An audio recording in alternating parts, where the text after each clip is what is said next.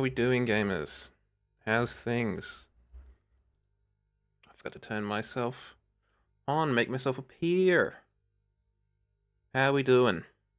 Doing well, I hope. I hope the cloud strike hasn't affected you badly. In fact, I hope it's affected you so you can get a bit more time off. How are we all doing? We've got the chat back. We got all the different things. It was because I updated graphics drivers halfway through. So, word to the wise, don't do that. But we're back to firing pretty much on all cylinders again. How are you doing, Inadequate? How are you doing, Shadow? How is Friday mornings treating you? Multitasking. Good for you.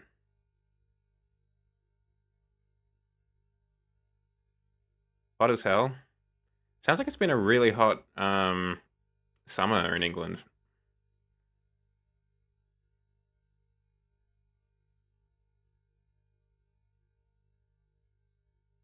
Yeah. Hopefully, I mean, if you're lucky, it might be that you can't work because of this cloud strike stuff that's been happening all over the world. We've been getting a lot of it in Australia because it's daytime over here. But basically, a lot of the computers are down for us.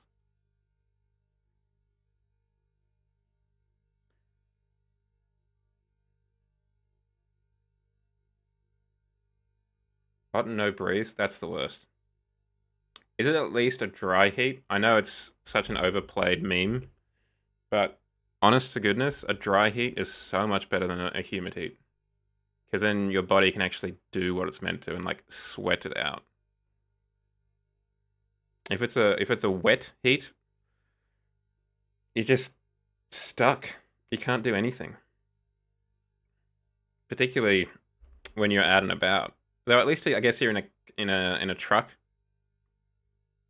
in a cabin, so you could have the AC going.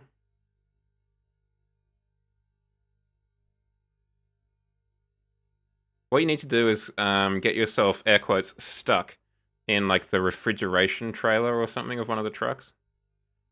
Oh no, I'm stuck in the fridge. Whatever I do. Is it air conditioned in the office?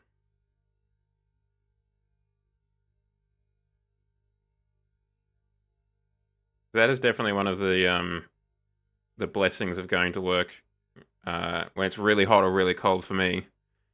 The office is normally around 24 degrees, regardless. Celsius, 24 degrees. Ah, that's not fun.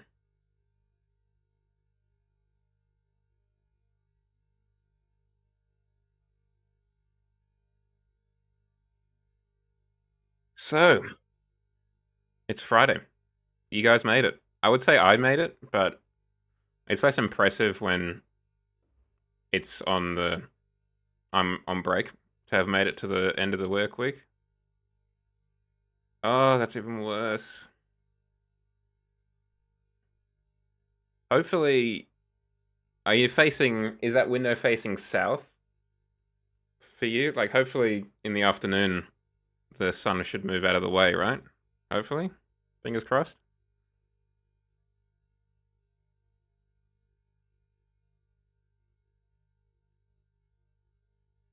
It's been a good week actually for me. I was thinking about this today. Normally, I feel like my vacations just fly by. You look back and you're like, I don't feel like I did that much.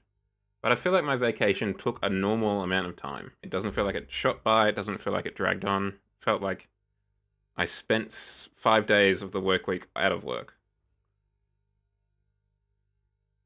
No, well, that's sensible. I wouldn't have thought about that, but yeah.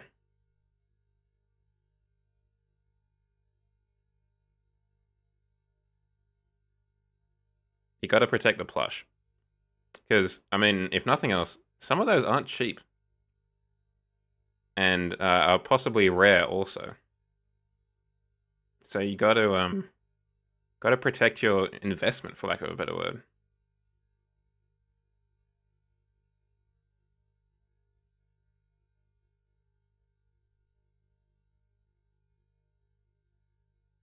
Let's I think let's open up the thing. The game. I was actually worried this wouldn't work because apparently Microsoft has been having a lot of issues as well today. So I was like, maybe Forza won't be booting up through Game Pass today. But I checked and it did. At least it did an hour ago.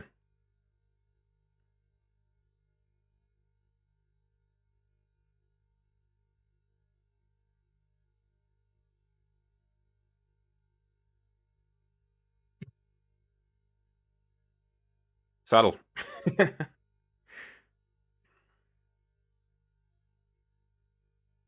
They do merch on demand. There you go. I didn't know Amazon did that. I'm not surprised. But I did not know.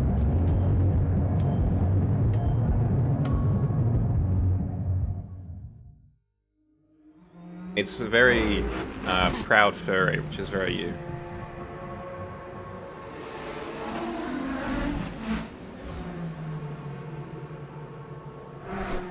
So what's everyone's plans for the weekend? That's the topic of the day.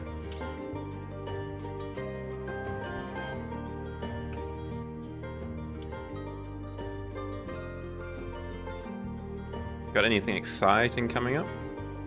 Any trips? Any things?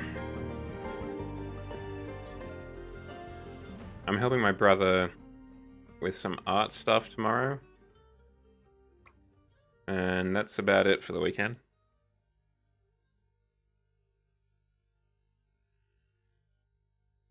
On Sunday, I'm probably going to take some stuff to the local CEX slash pawnbroker to try and trade it in for some money.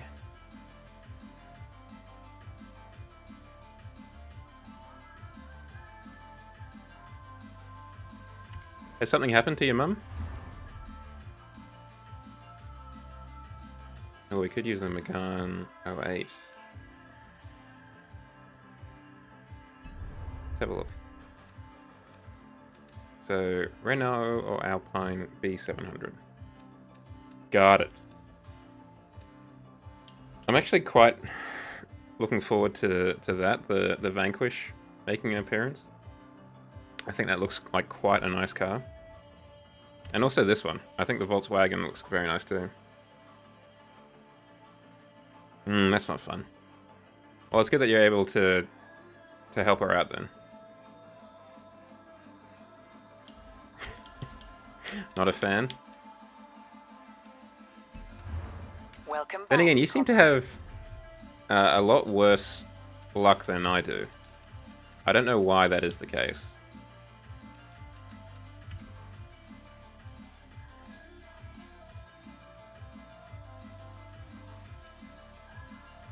So we could break out the Megane with the butt.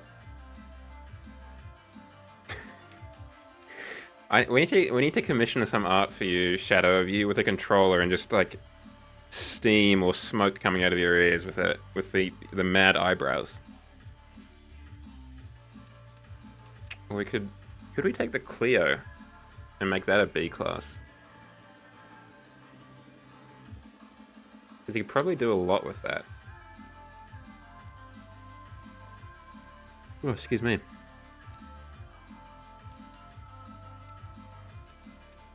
No, let's do this. Let's do the Megane.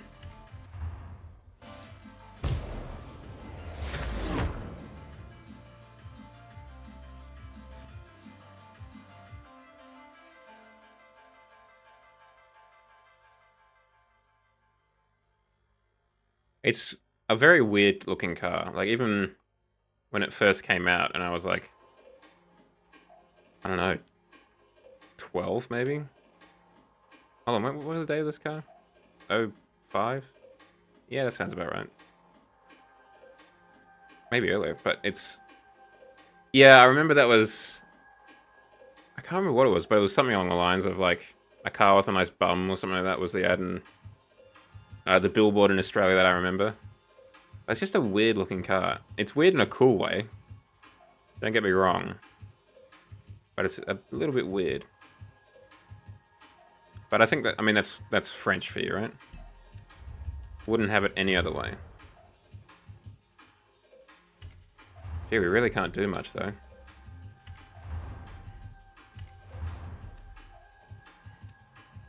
Okay, not changing the tires. Get them a bit further out though.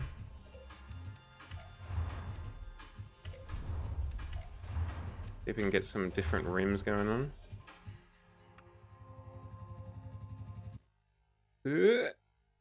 Highlight it all. Copy. Paste. Yeah, except with smoke coming out of the ears, I think.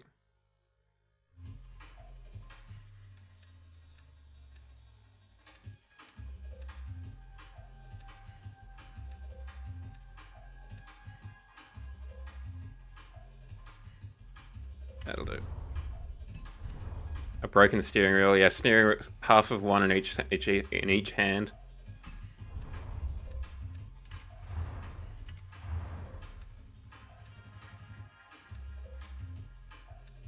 I think the brake tuning might be useful. It's always good to try and be able to stop later.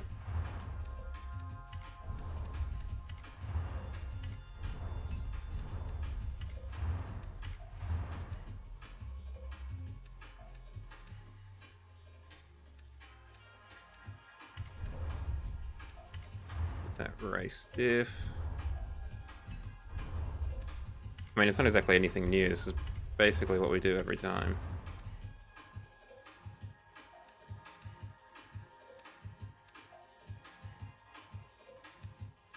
It actually doesn't look terrible because it's kind of proportional to the butt of the car.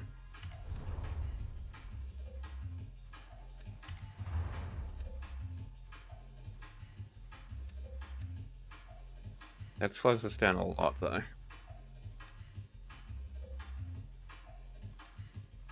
Does give us a lot of handling, though.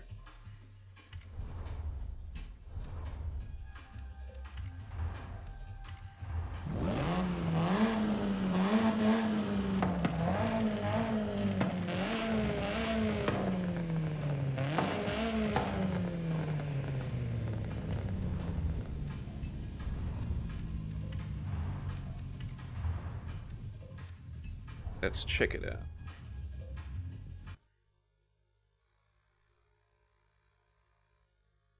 Look at you being a little kind of meme artist.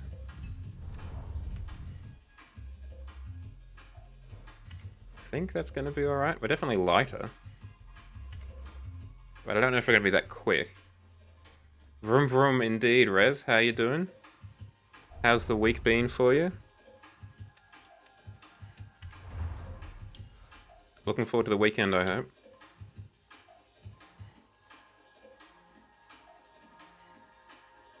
Yeah, we've only got a top speed of 219. That seems unwise. But we can change that by lowering the aero strength, I think.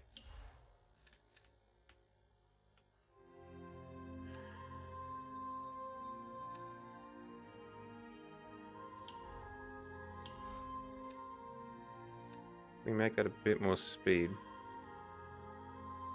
That's the... Once Human, I heard someone else talk about that. How are you finding it?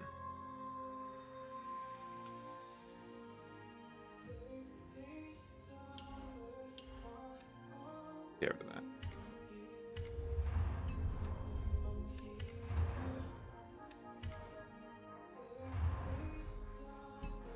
What are the paint groups we got?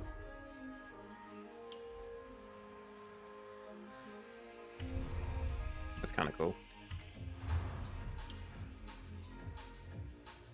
The door handles.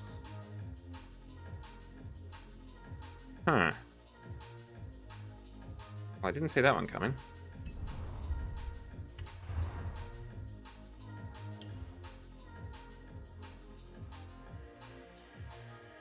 Oh, we're painting the bonnet too. Or we can repaint that right now.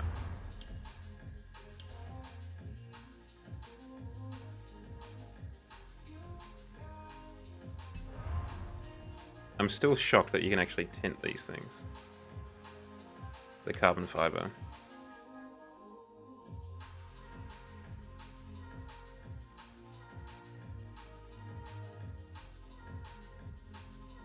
So I kind of fits in the most heavy lifting air quotes.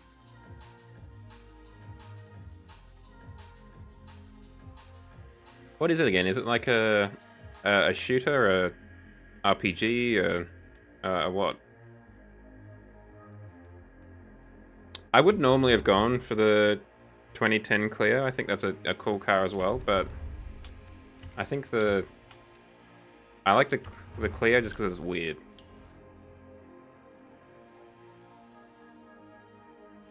So we'll go for that today. Get the weird going on.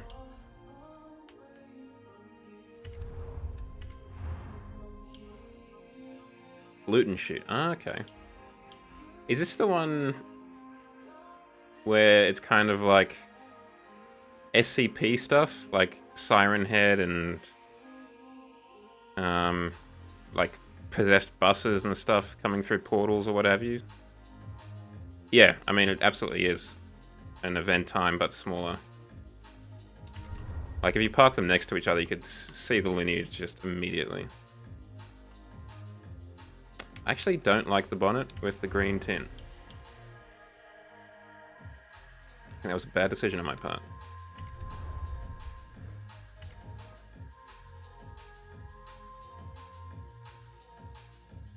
There was what was the tweet? There was a tweet where someone was asking for what's a car that is just like Fujita Aero, that kind of very glassy and slightly skeuomorphic design language from like the late Windows XP, Windows Vista era of stuff.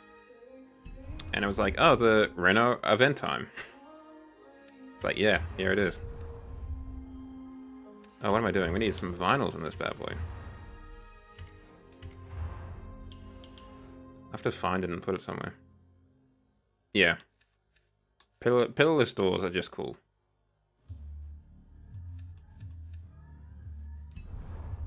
I feel like they can't be... Like, they can't have a nice thunk to it, I imagine.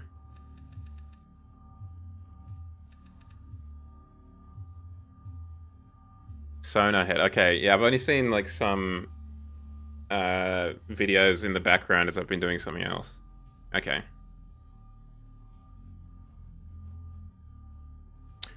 Yeah, I wonder what the...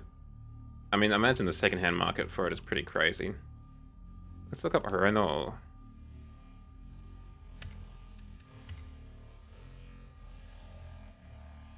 Well, we do have a turbo.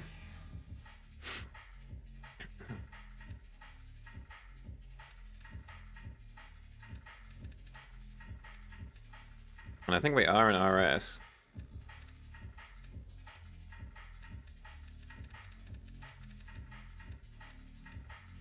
Kind of wild to off-brand Siren Head as Sonar Head, now that I think about it.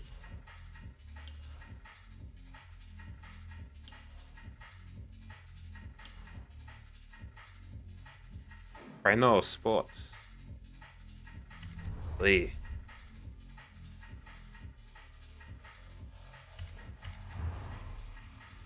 Well, speaking of which, we should look at France. Francais. That's not terrible, but I imagine I can't imagine it's going to be, like, free of issues. It is a French car, after all.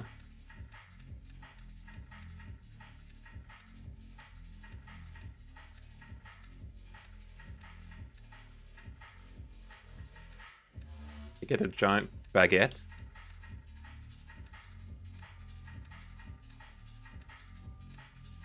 A cockerel.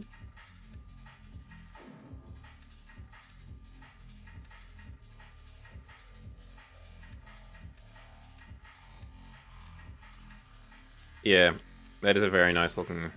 Oh, the classic Mercedes, yeah. Nothing says France like the Mercedes logo with a black background. Vive la France.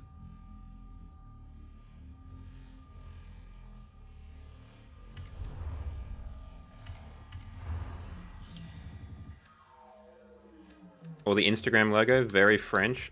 Oh, we could have put a minion on the side. I mean, we still can. Bit smaller than that, though. Wee wee. It is I, the French minion.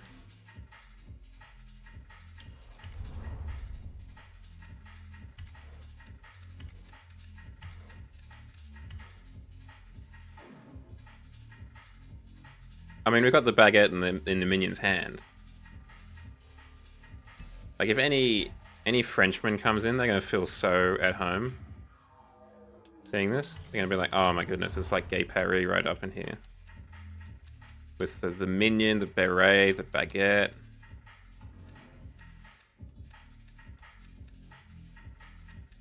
I think we'll give the Mercedes Lego a miss. I mean, it's all under. We looked up France. It's all French. What, you don't think of minions when you think of France? Okay. Weirdo.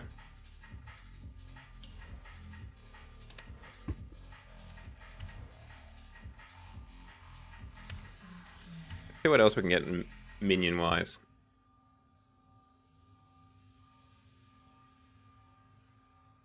I'm thinking we need to change our focus. And that first comes in the form of changing the color of our car. I'm thinking we could take an approach which is a little bit more minion-based.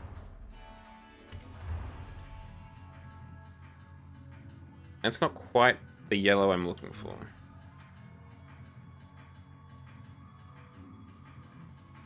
Ooh, but it can't be that yellow either. Because we need to have a differentiation between the yellows.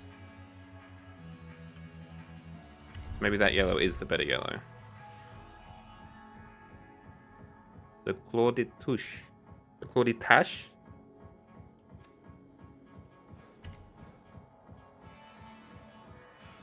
I mean, this is really just going to be the piece de resistance, if we're honest, of the Jiao garage. We're going to look back at this, you know, when I 9 years time, when I turn 40 and I'm still streaming, we're going to look back and go, this is when he peaked artistically, at least in terms of Forza Horizon. It's, look, I'll be honest, I'll be the first to say that's disappointing, but it is what it is.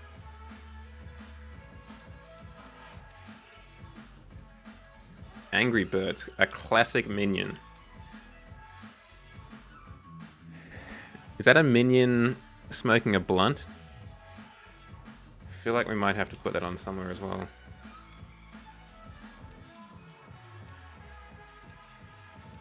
There are some really weird things on the Forza vinyl shop, huh?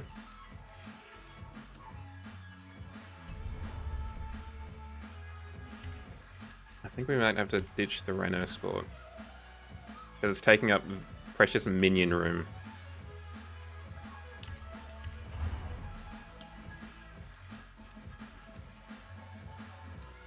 So there's that minion.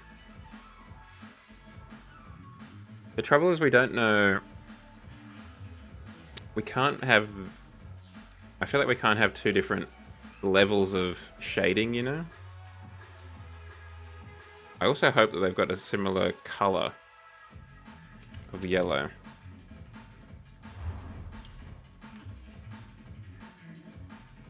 Ah, it's close enough.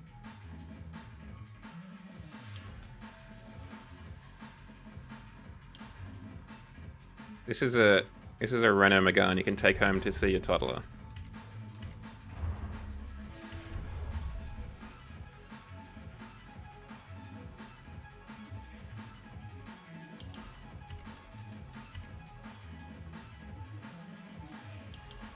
There was the Minions on Board logo, and I think that's definitely the bumper sticker we want. If only we could put things in our windows, this would be perfect. Line that up with the Renault.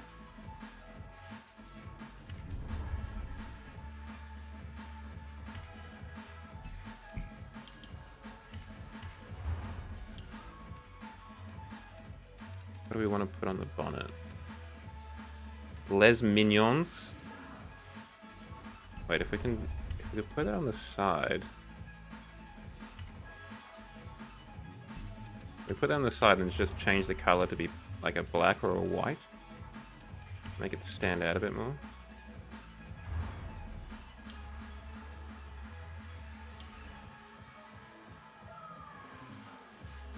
This is what Mr. and Mrs. Renault, when they were making the car, hoped would be done. They were like, oh, gosh, I really hope someone makes a movie about yellow kind of evil villains, and then someone just destroys our car with vinyls for it. Have no fear. I am doing that.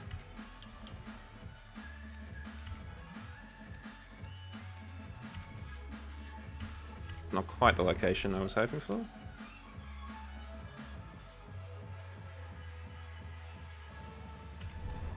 By that you mean art, right? Then yeah.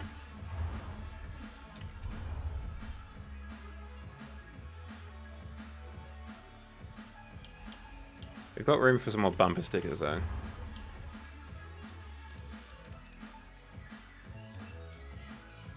Why is Angry Birds here? Is that also done by Illumination? Is that why?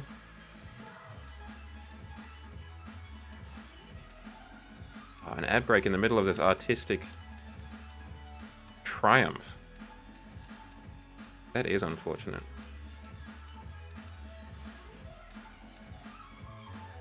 What if we look up Gru?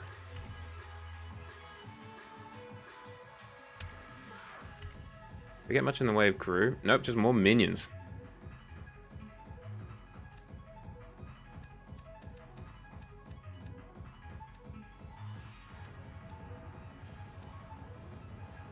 No, not really feeling that either. Let's go to Old Reliable. Let's go bumper sticker. And we'll see if something strikes, like, sparks our creativity in there. Something speaks to us.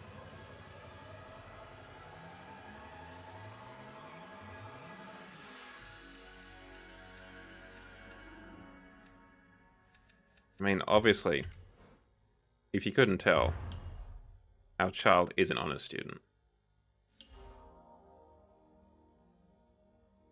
Of course, the best part about a lot of this is it's going to be almost impossible to read. Welcome on in, Wolf. How you doing? That's what I wanted. Make it a bit more matte, so it stands out a bit more from the other yellow. How's the rest of the week, Wolf? How was it? I'm doing well, thank you. I had a really bad coughing fit now that I think about it earlier on, but currently, and since then, I've been doing good. Had a good day today, just played some Deep Rock Galactic with 11, which is always a good time.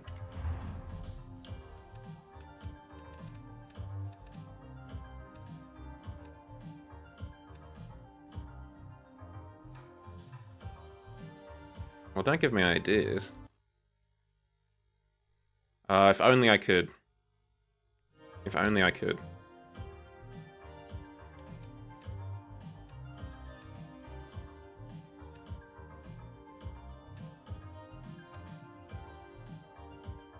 My other car is a piece of junk too? Yeah, that'll do.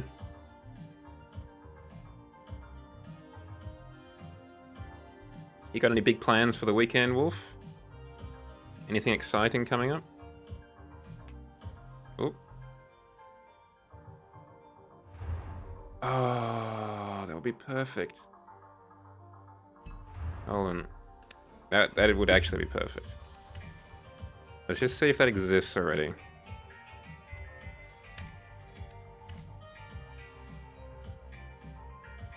If it doesn't, we might have to make it ourselves.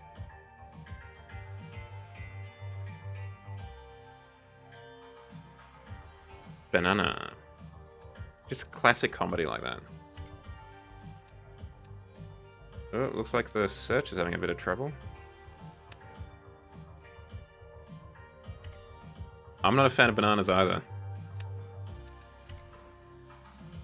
I used to be, but for whatever reason, I just took a turn where I was like, nah, not a fan. Good, good, classic.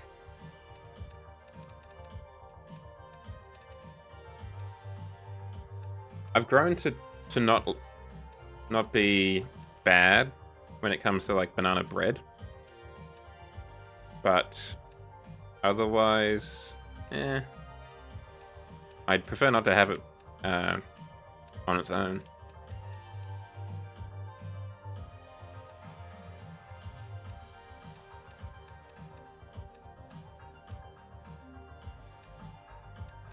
There's a banana among us.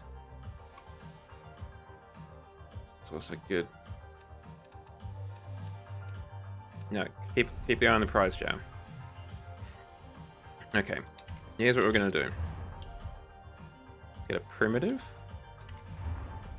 And we're gonna go for a nice contrasting color, a blue.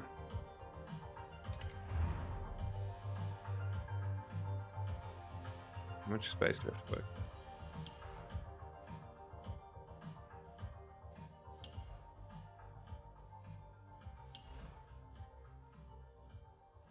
Okay, that's the canvas we got.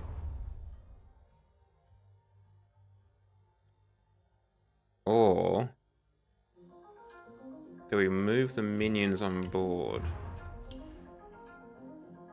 Because it's not really in the window, so it's not quite as good as it could be. What if we move that? And go for like a wide banner. Banana. I don't know if my mum does that, but I think I could see her doing it, definitely.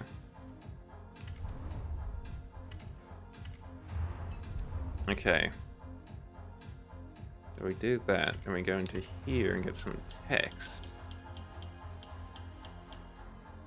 Gotta have it in uppercase so people can see it. My other car is a banana.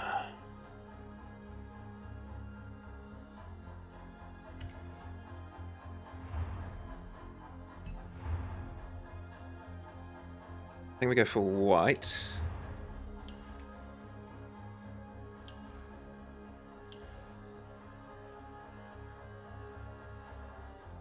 Oop, oop, oop.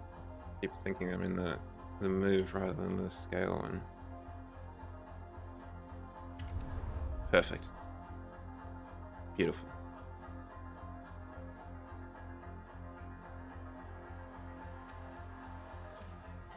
Can you group these and then save them as a thing?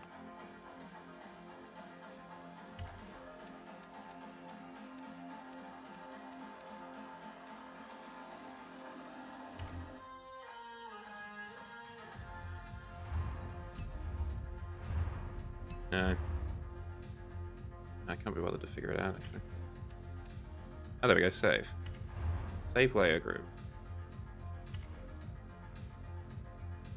Banana sticker.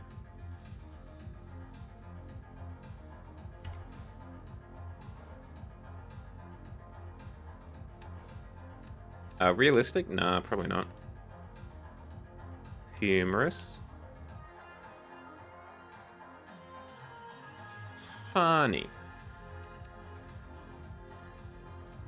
Oh, I broke that. My other car is a banana.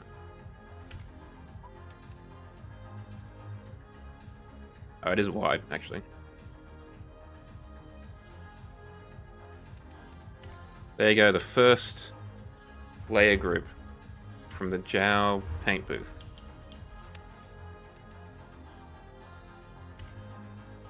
Now let's get back to bumper stickers.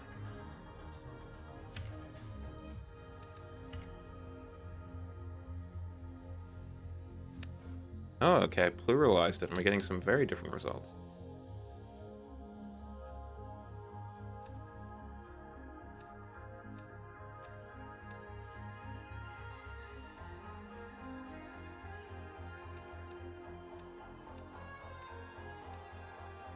Get a Sonic badge. We could get some weird Fire USA flag.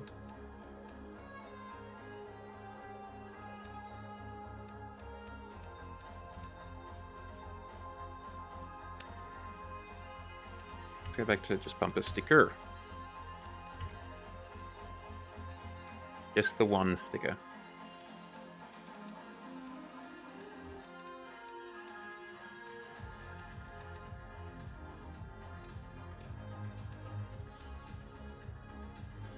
I break for goth girls? Yeah, we could do that.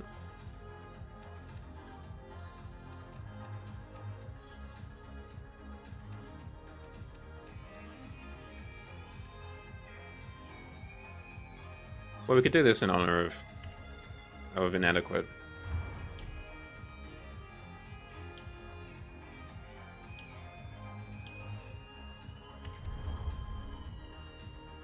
Okay, I think we want to do something on the roof, though, because it's just looking a bit blank, you know?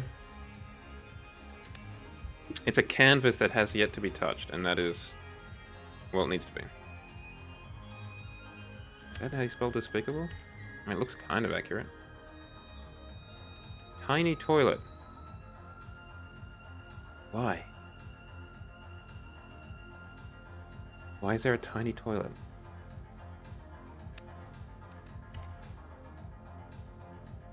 I don't know if we've ever done this before. What if we look up cool?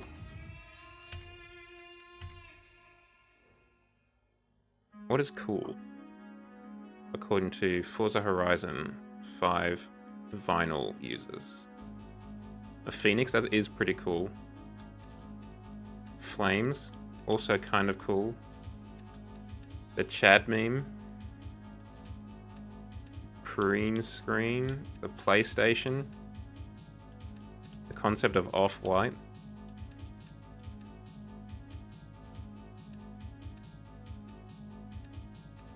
Kira. The RAF roundel. Beast Boy. Hoonigan. Actually, this could work quite well on our car. As a roof, because it's already yellow.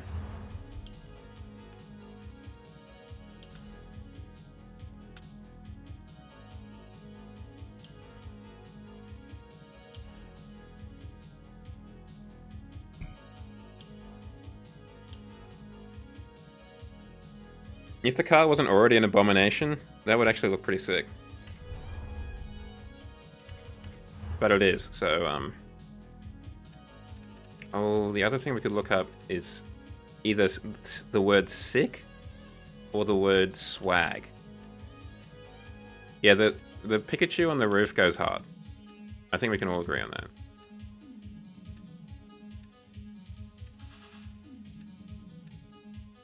Oh, we could also look up MLG. That could be very funny. This is good. I can get behind the goose. TikTok, also very cool. Oh, the cool S. Not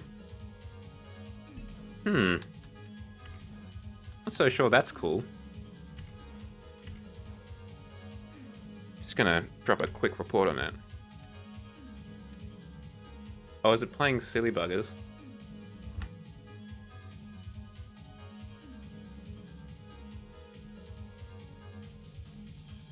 Flip's sake. Well, we'd be happy to know that I did actually order a replacement card, which should hopefully turn up tomorrow.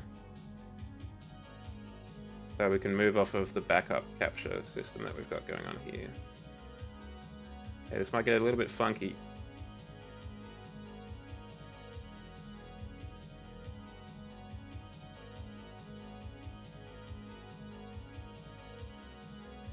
Okay, I've changed it to force it to 60. And we're hopefully in business. I mean, it shouldn't be, but I mean, that's kind of what I have to do, you know? Help it out. Well, I guess there's also so many things. It do be 60? Alright, okay. Well, my apologies. Thank you for picking up on that. Cops are tops? Ah, that's pretty cringe these days, actually. What about cool maths games? The thing is, I don't actually know if it's going to go on the bonnet. Yeah, okay, it doesn't. Well, we'll just leave it with the cool Pikachu then. I do just want to check one thing before we head off and show off our car to the greater world. What do we look up? What do we get if we look up swag? Supreme, very cool. Volkswagen, nice.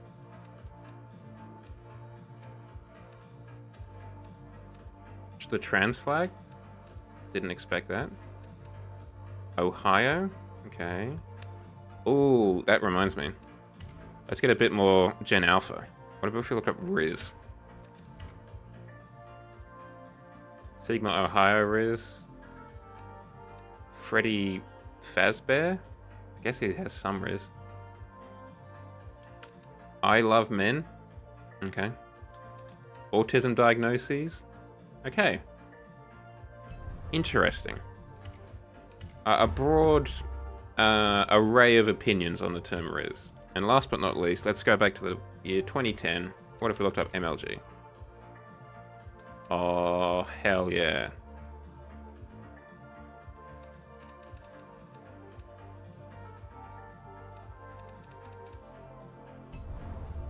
Oh yeah, you playing Cyberpunk 2077?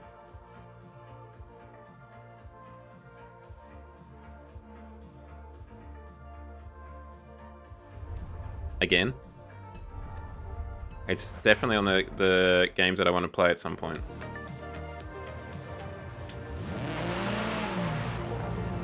You'd be like, oh look, it's just a regular Renault, and then it drives past, and you're like, oh, that's weird.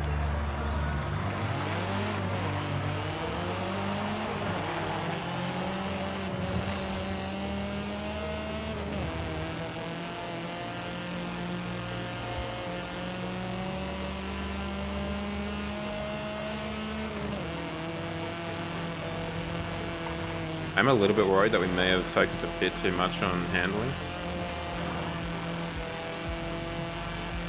Oh yeah, there is a new coffee shop, isn't there? Over yonder, right? Over here.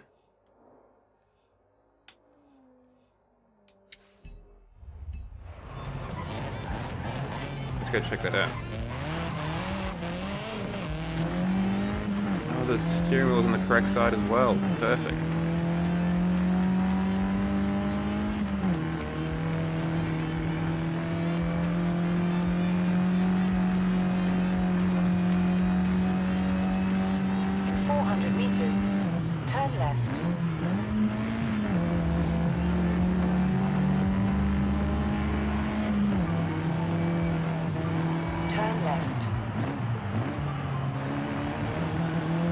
The kids, the noobs that didn't grow up with Underground 2, who don't appreciate the qualities of a build car.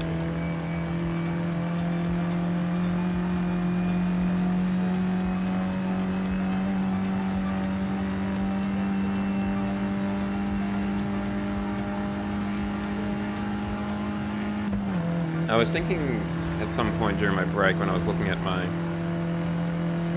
kind of bookshelf in here with just a stack of old games that I've got. It's about time we have a look at an older racing game again.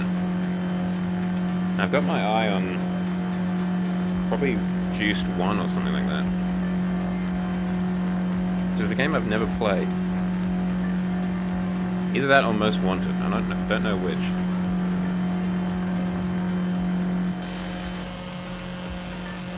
The trouble is, we're not the fastest car. Is Midnight Club 3 Dub Edition different to Midnight Club LA? Because I'm pretty sure I've got LA on the Xbox, because it was a game with gold at some point. But I don't think I've got Dub Edition. Oh, okay. Because Midnight Club 2 was over 3 cities as well. I think it was LA, Paris, and Tokyo.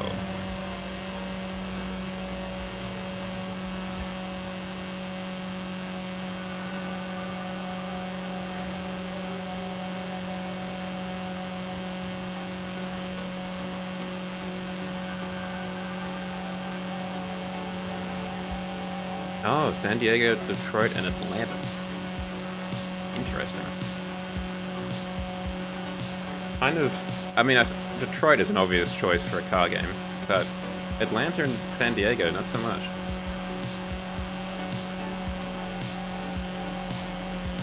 Yeah, this is where we get to really show off the car. At the roundabout, We're gonna get take so the many third fans. exit. You have arrived at your destination. Ah, yes, I remember this. I think I've read this on the Wikipedia page, now that you say it.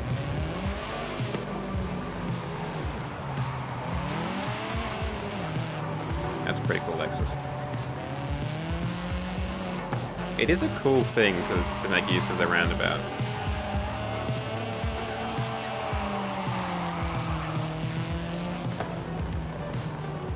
Oh, and then there's a photo stage over here.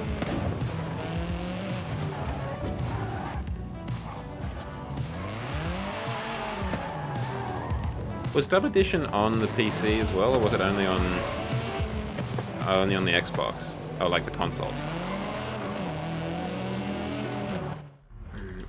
I think we'll try it out online, but I do have a sneaking suspicion we may have really nerfed the top speed a bit too much. PS2. Because I feel like I remember it... wasn't it towards the end of the generation? Because I feel like I remember seeing it on the 360. Or like in a 360 case as well. What if we lower the arrow just a bit more? Let's take it all towards speed, because it's still going to have additional weight. Oh, well, like that didn't really make a huge difference.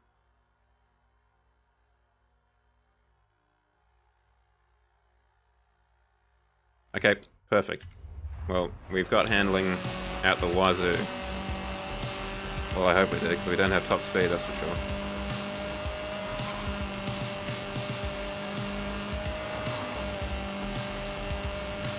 We're not we're not really understeering either, which is good. Maybe a fraction, but not by too much.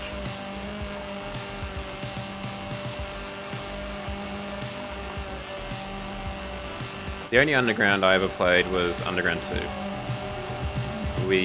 My brother and I had the demo on a disc back when, and in the demo you had like, the cars had health and you had one life basically, but you could just drive around Los Angeles. And I think you could maybe even do some races. But it was just cool to drive around Los Angeles. Do some stunts and sick jumps and stuff like that.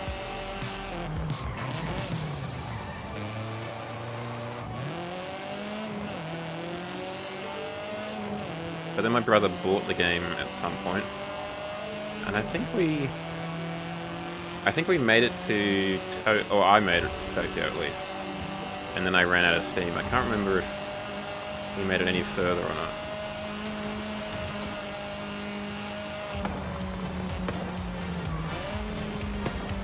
Yeah, I remember like Midnight Club 2 was very much in the style of an arcade racer where you just have a car that you pick. You can maybe change the color of the car, but you're not upgrading it in any way. Whereas Midnight Club 3 was definitely more in the line of Underground 2 and stuff like that, where it's like, oh, okay. People like a kind of street scene, underground racing, upgrading cars and stuff. We can do that.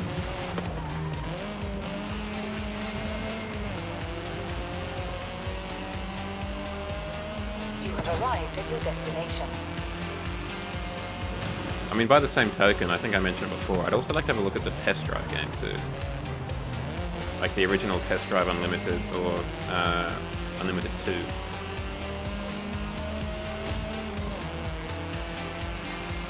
I'm pretty sure aren't the original Test Drive games. But I think there was one before the Unlimited, but I'd like to have a look at those ones at least.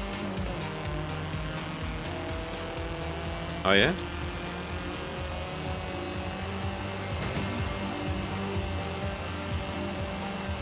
Has the whistle been blown at the office? It's time to take a break.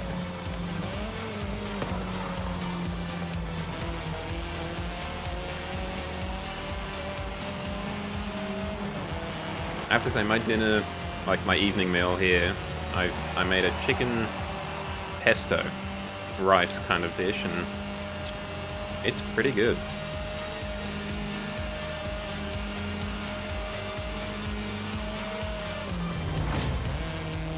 Yes, my tea. That's why I was like, I need to be careful, just in case he's got the wrong end of the stick. Yeah, I mean, how is that so much better than this one? It is slower off the line, though. Oh, maybe it's because we did a lot of braking upgrades. Anyway, we'll see. I mean, the minion's got to add, like, 10 horsepower each, right? That's like 40 additional horsepower. Ooh, this is an intimate trial.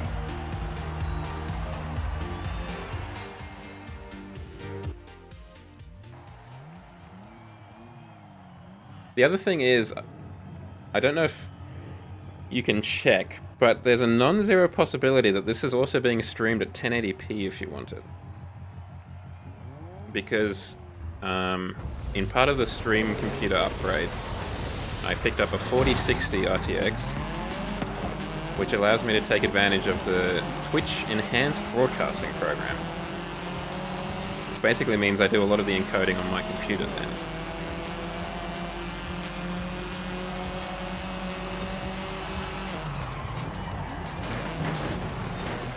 Yeah, same. It often bites me in the butt.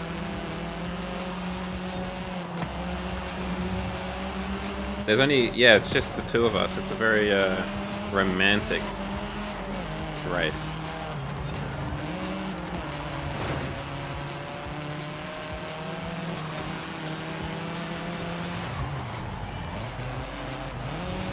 Yeah, I prefer to be able to actually control and put down my power rather than just like barrel into corners, kind of bounce off the wall and then accelerate again. You know, the classic online Supra build. Get out of it, Antonio.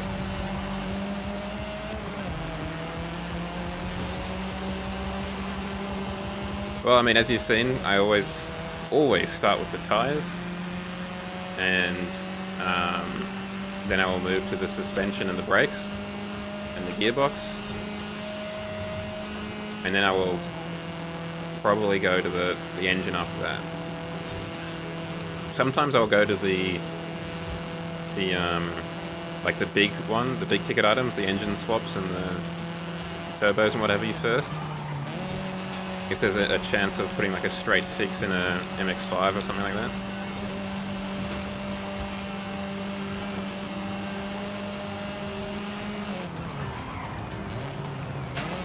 Yeah, it always depends on how expensive the tires are, PI-wise. Like in this one, I didn't upgrade the tires because I couldn't. So I just pushed them further out of the chassis a little bit with some spaces.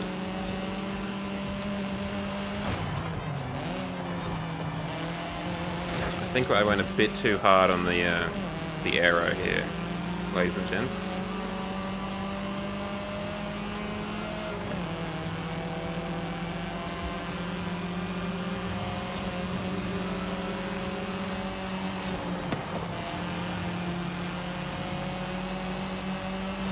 We just started to reel them in a little bit.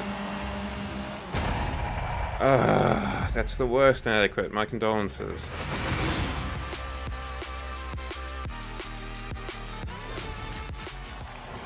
Thank you for the intelligence. Always good to have that early reconnaissance from our roving reporter in Mexico.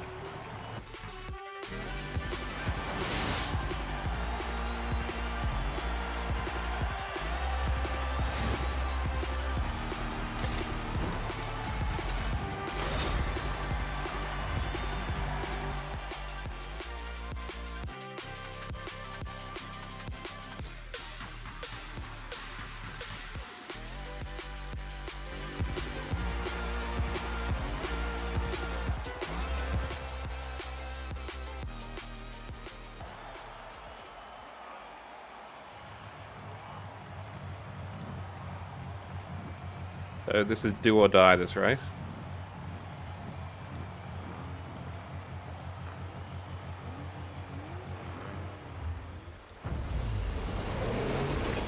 Good for the minions.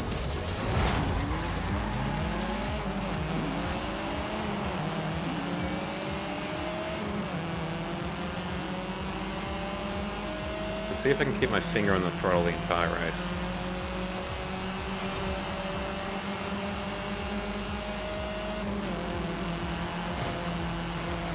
Ooh, I took it up a little bit.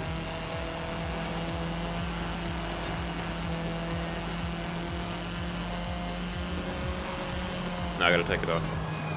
No brakes though.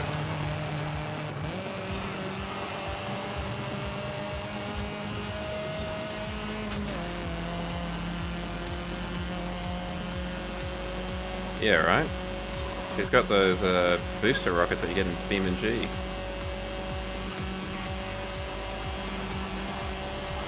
He ducked up to Florida across the border and got some from NASA.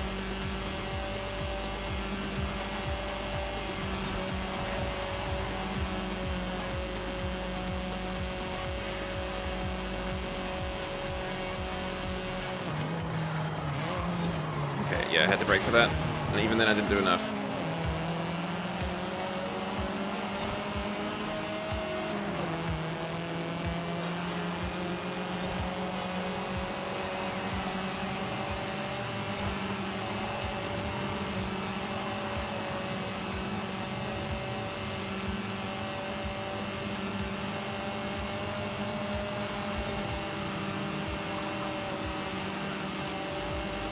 Absolute shenanigans. How could the race officials allow someone to rocket boost their engine? Like, I mean, seriously. Go for it, Sensei.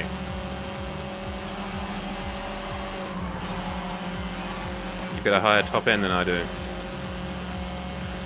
I mean, no one's going to catch Antonio anyway, so it doesn't matter. They are so far ahead, my goodness.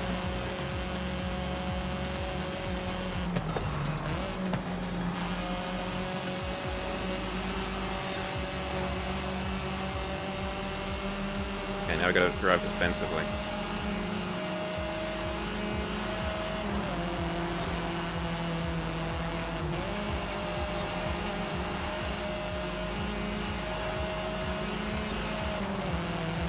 Actually, I might better do this so I can look in the mirror.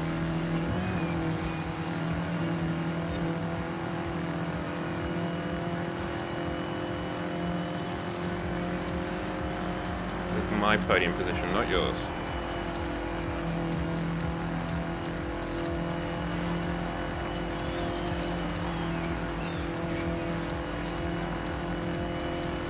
Yeah, it's probably, you know, it probably is that, because let's be honest, the percentage of, like, the miles to minion jokes measurement is pretty low currently. Or pretty high, I should say. There's a lot of miles being expended, but not a lot of minion jokes. Not a lot of bananas, or other things that the minions say that are funny.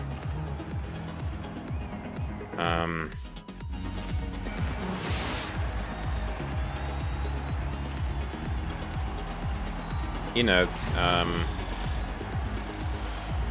like that one time where Bob, the minion Bob, says,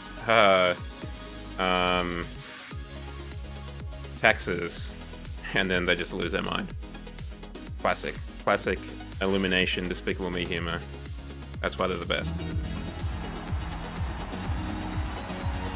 Unironically, Illumination is a kind of based company because they are very anti-AI.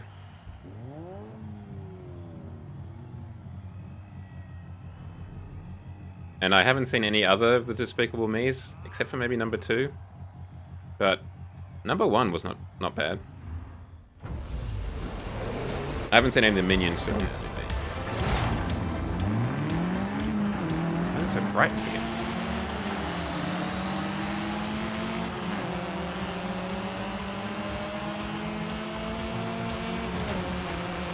The fact that these are all sprints is not great. Look, the first one wasn't terrible. It was one of the reliable films I could put on in the video shop, which I wouldn't want to kill myself by watching. But also was, you know, wowzers! Now that was an impressive maneuver by Sensei. And it did the trick. We are in 3rd place. On your sensei. Go, you good thing. Oh, come on. You are a dickhead, and I hate you with every fiber of my being. I take back anything good I've said ever about you, ever.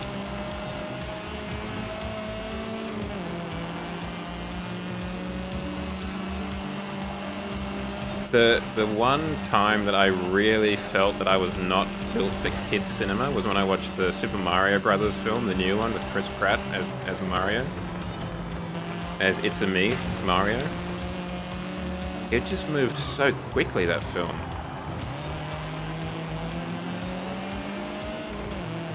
Like, there was never any downtime. It was always one thing after another, after another, after another. Set piece to set piece to set piece.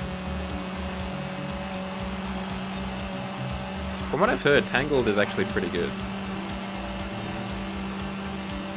Yeah, you do. Unless, I guess, you're trying to keep the attention of, like, 7-year-olds. And apparently, you gotta keep the pedal to the metal.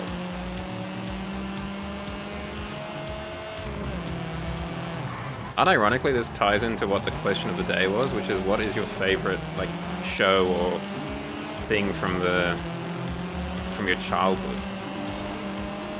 I think, to answer it for movie, my favorite movie from my childhood is probably the Disney Atlantis film, Atlantis: The Lost Empire. That was a really cool film. Nope.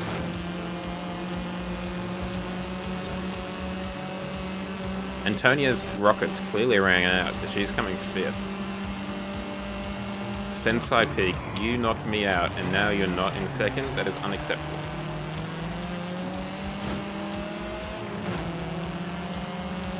I need to get in front of this guy, because I cannot... When we get to our final gear, we're stuffed.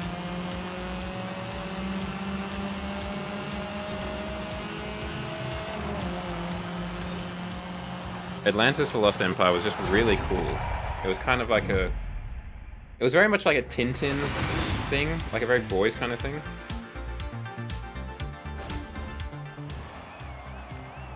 Yeah, it is. They're definitely... They feel like they're driving a much heavier car than they actually are. But ultimately, despite Sensei's best efforts, we did win as a team. I can see why he wears a mask though, so no one knows his identity. He wishes that his car had a minion on the side of it.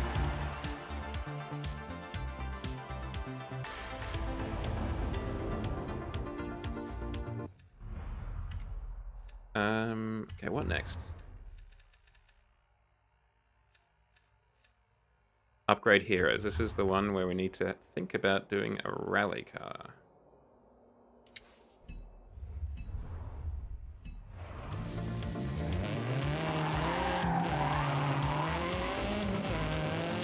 Getting a slightly faster Renault. Even if it has fewer minions. Giving a couple of cold ones right between the shoulder blades. Renault.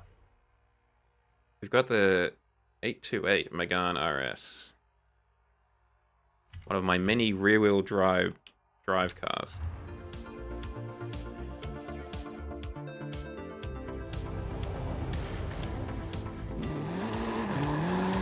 In 400 meters, turn left.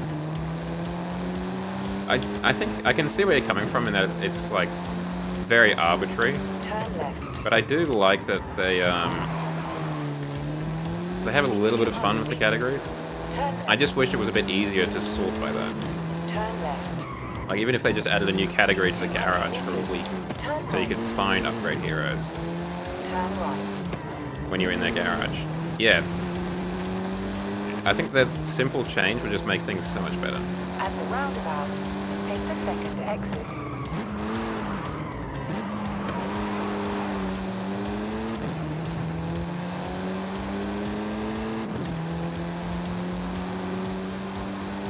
So let's just have a look at something. I think we might want to add a little bit more aero at the back. Because we are a rear-wheel drive car. But a front-engined originally car. But we can do a little bit better with that.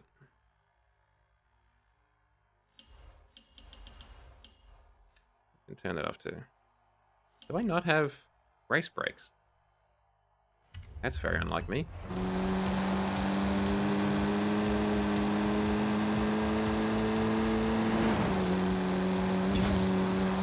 Normally I don't touch it. As you know, I'm fairly paint by numbers when it comes to the tuning. I think the only time I've really touched the aero is tonight in the Minion car and this one to try and get a little bit more downforce over the actual power tires. I think we have had a little bit of a negative impact on the handling though, unsurprisingly.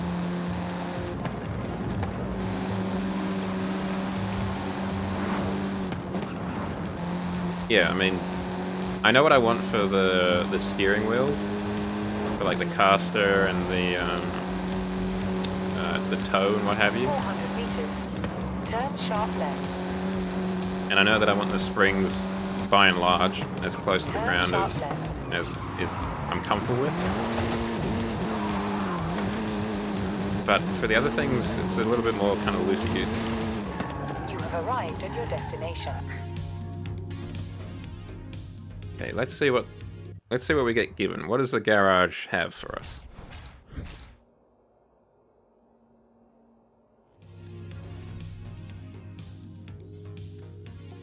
We could break out a Camaro.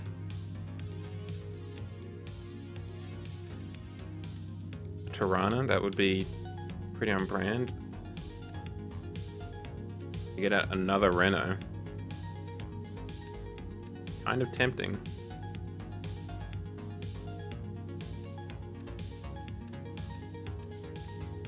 You need to be aware that it's going to be more wet than not.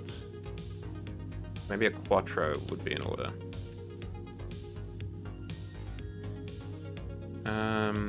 Okay, so we've got the Audi RS6 and the RS7, and the Renault 5 Turbo. Let's just duck to the garage real quick.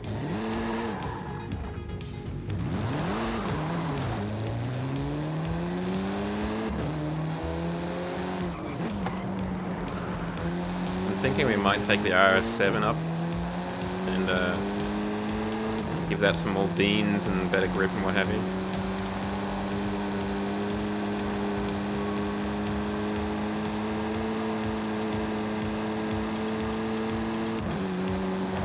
Yes, it is.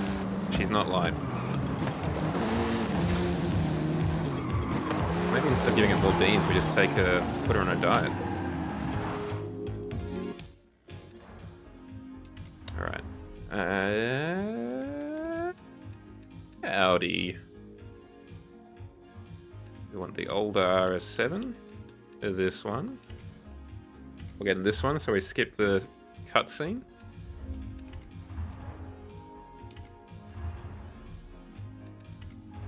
Let's get the body kit going on. Oof. It's rough stuff. Bit too frilly for my taste.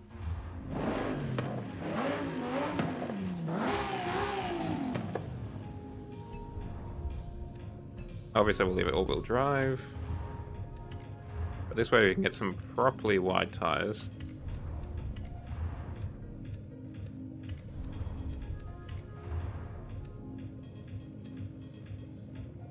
We could just do that, maybe. Just go to semi-slick.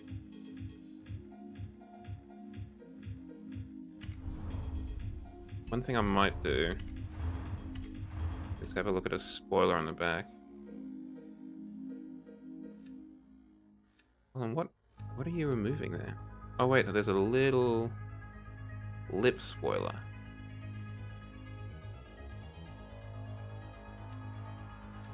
Okay, let's go for that, because that's not as obnoxious.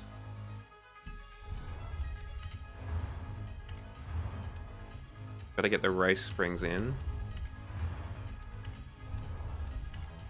Oh, this would be the worst. Then again, the only benefit might be that given the age and like the class of the car, it might be able to parallel park itself. Can we do anything about the gearbox without going over the top?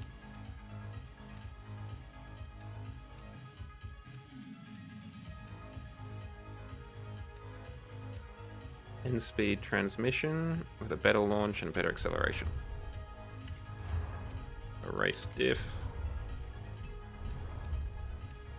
What was the thing? Can we do some rims?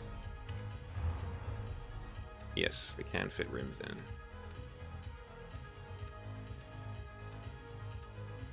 Yeah, that's because you're putting big boy engines in those. You gotta have a lot of space for all the power.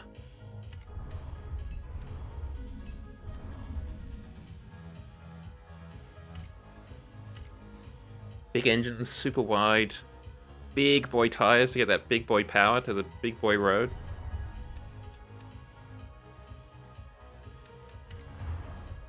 That's square. Like, sorry, cube. That's a cube. It's gonna be the same dimension in every direction. Try and use all of the gears. I paid for 10, I'm gonna use all of them.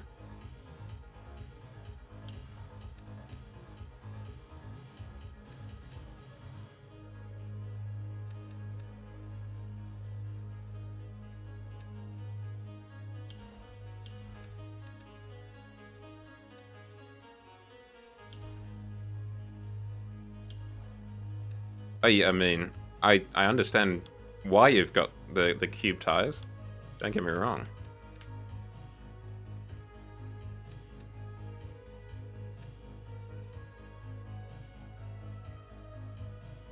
Let's take that a bit more towards the back.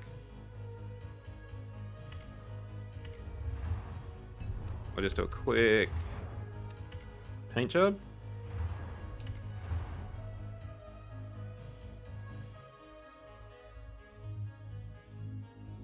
Yeah, something a bit shinier like that.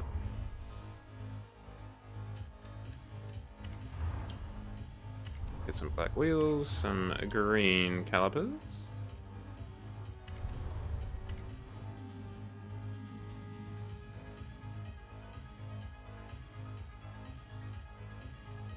Ah.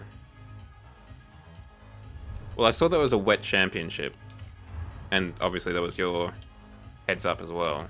But thank you again for that advice. Is there anything that is particularly interesting here?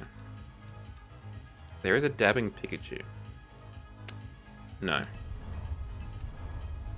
No, it's crazy how you learn these things, right? Like, I didn't know about the tinting of carbon fiber until that guy came into the channel one day and said, oh, you can tint it.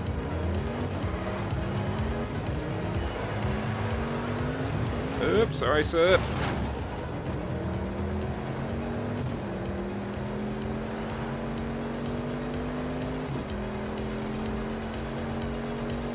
Yeah, it's just a checkbox, isn't it, really?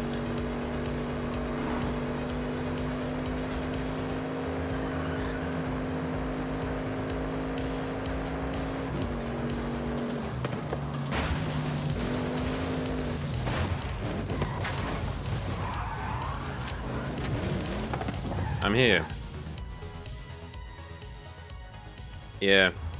I have a feeling we might have a little bit of that characteristic Audi understeer, but we'll find out for sure in a moment. If it didn't have those cheek canards, I think this body kit would look pretty alright. But it's just a bit too frilly for my taste, you know?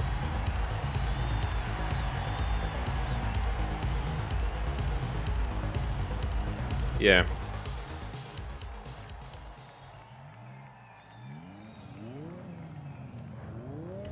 I think this is about the time, like, for Audi to, you know, through, like, suspension shenanigans or what have you, that they kind of started to figure out the understeer a little bit.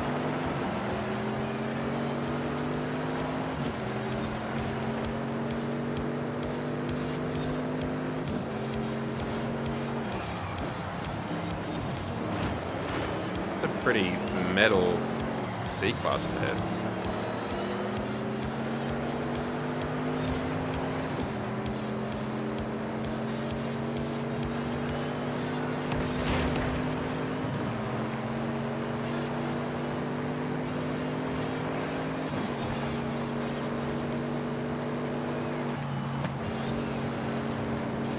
Very cool.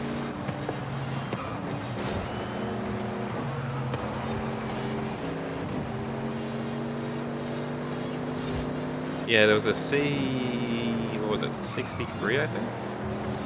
Must have been C63 that you could have gotten as well to enter in.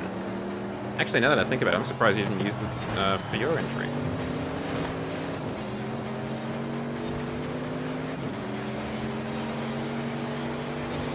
Then again, in the wet, that probably wouldn't have been great. Like, 10 out of 10 for style points, obviously, but maybe not so much for, like, getting around the course.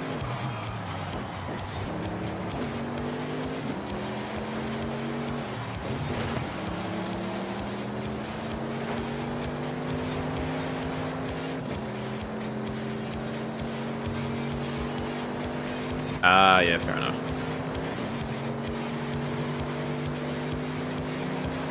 Yeah, same.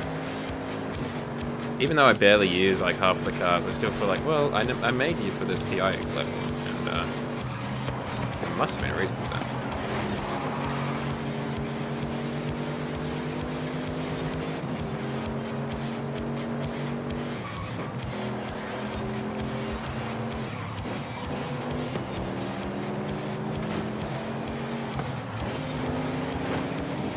I mean, at this point, I've got so many duplicates, as I'm sure many other people do with their Forza garages.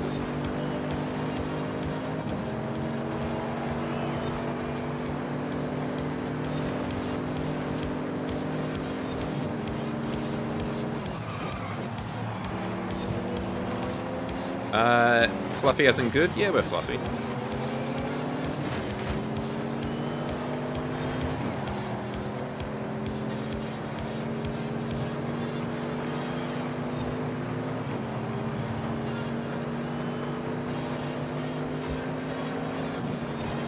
Runs in the blood. You should get that looked at. I don't know if fluffy blood's a good thing. I think that might be a sign of something.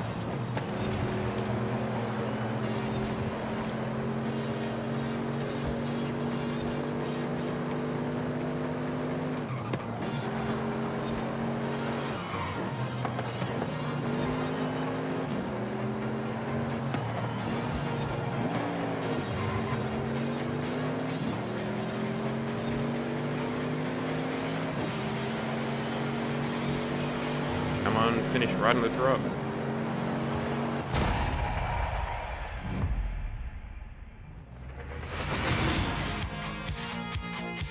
We basically did, I think.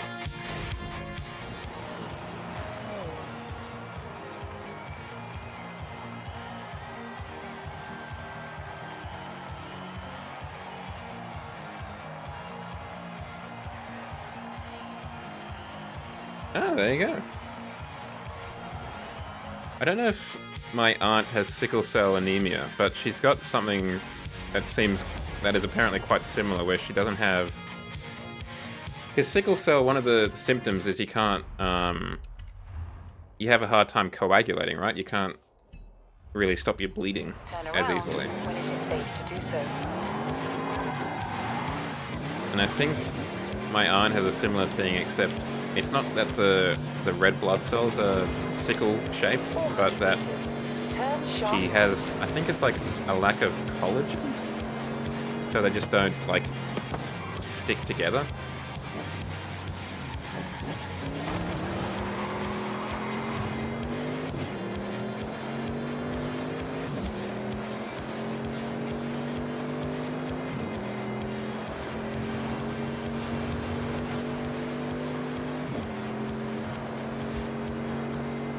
I think so, but it means that, like,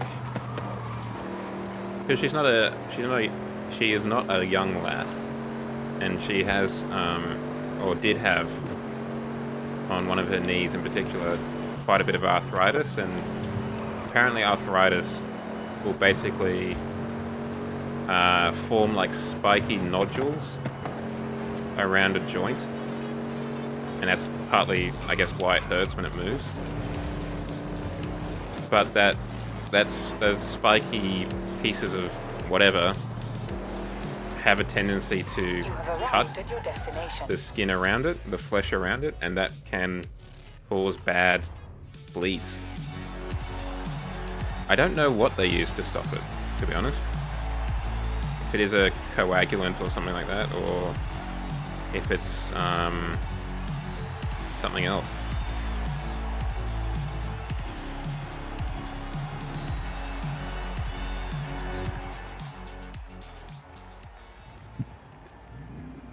That's a after lunch kind of word, isn't it?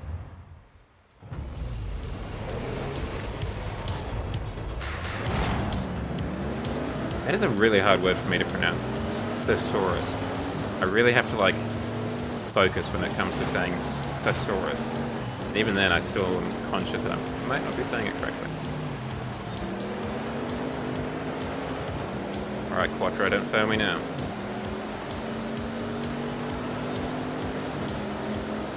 Get out of the way, rear-wheel drive peasants.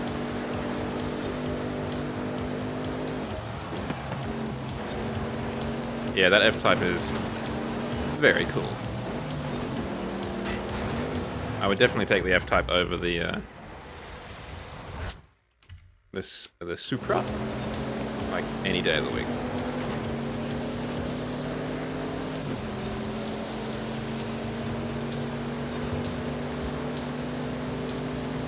I think I'd probably even take it over like a equivalent Porsche, like a Porsche Cayman or something. They're just cooler cars.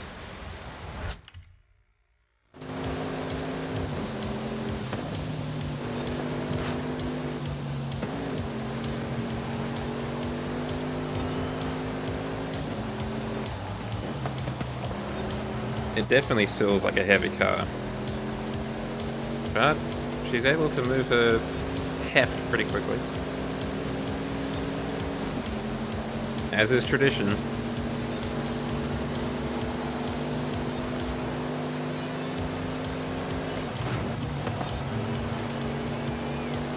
Wouldn't be a Forza stream without it missing your liveries.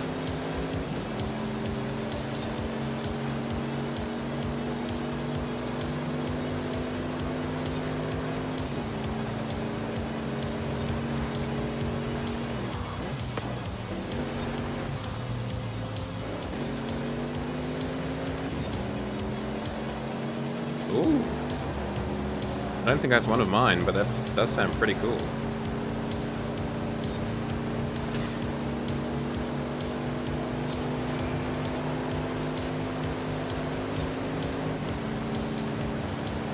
I don't think so. I may have had it on like a Ford GT 40 from like back in the day.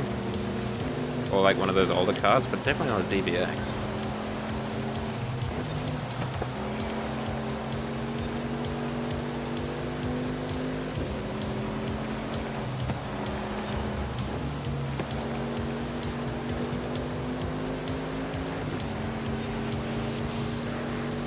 It is.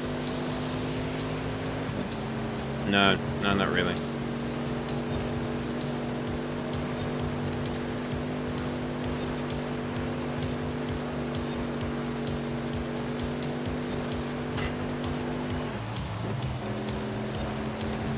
Particularly when they had, you know, the Rapide before it, which they killed off.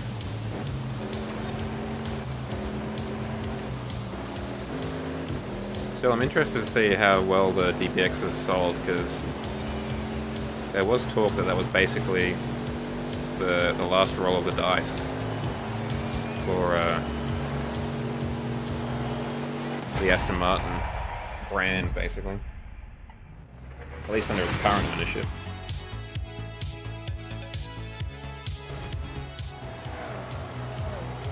Yeah, the old Quattroporte was not a good-looking car. The current generation of Maseratis is not bad looking. Not at all hard on the eyes.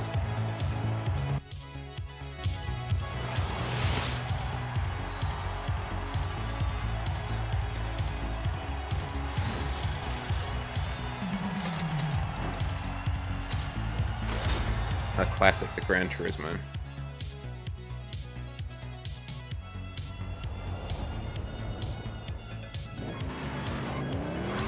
I don't know very much about the Gran Turismo. The only thing I do know about it is when I was driving it in Horizon 2, I felt it was a very slow car to rev.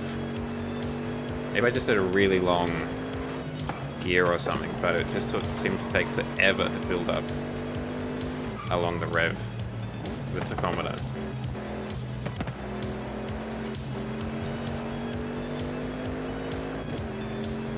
But that was back in my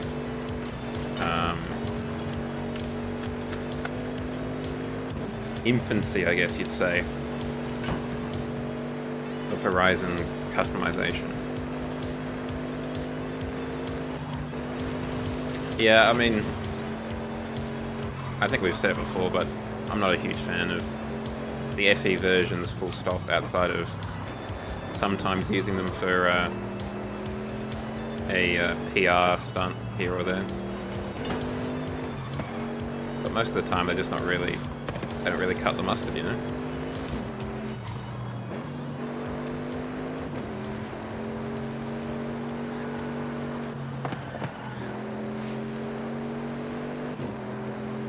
Alright, let's drive over to this this here event.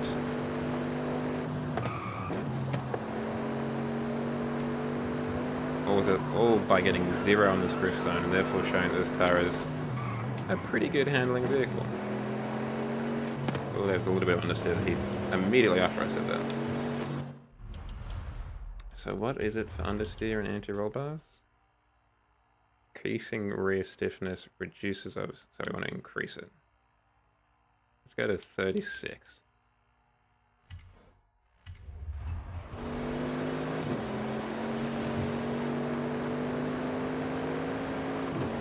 That feels a bit better already.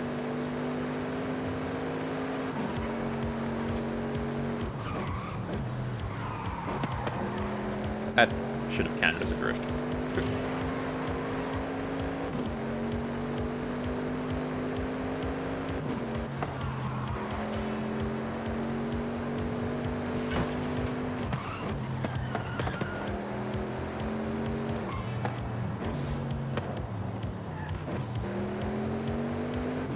I don't know if I ever got behind the wheel of that thing.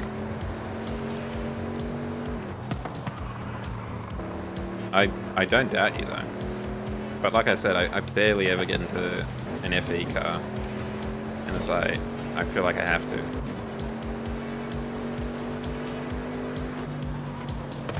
I think the most used FE car is the BMW X5 in this one, just because it's got, you know, pretty great top speed stats and all that kind of stuff.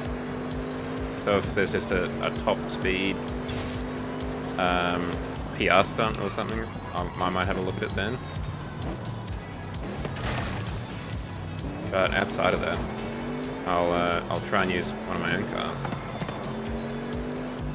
Did I lose the... Oh, I didn't put down the checkpoint. I was just driving through the drift zone.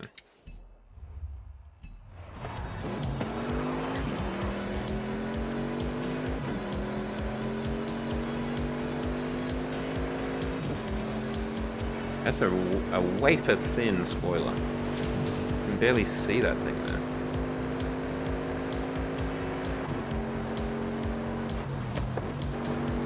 In 400 meters, turn right.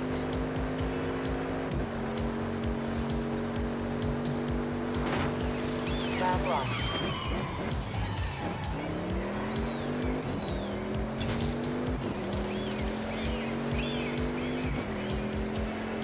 No, I mean, this is the opposite. This is like the spoiler you have when you don't want a spoiler, which is precisely why I put it on. But it looks like it's made out of carbon nanotubes or something. It just disappears. But to an extent, I can see that could be useful. Like, you know, because it's probably going to be on a race car. It's not going to be on your daily driver, so it could be useful to help store additional things in the garage and stuff like that, having an extra surface to put things on. Could be useful. Could make a good dinner kind of table at the McDonald's drive-thru or whatever.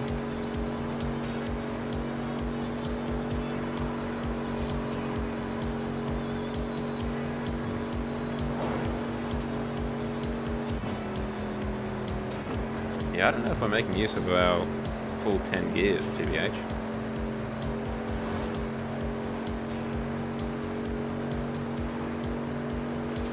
In 400 meters. Yeah, or the what is it? The MG one. The MG rally car also has that obnoxious spoiler as well at the front.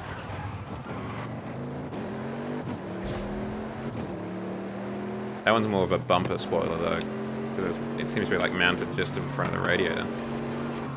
But that one's also enormous. I mean, particularly for the location. So.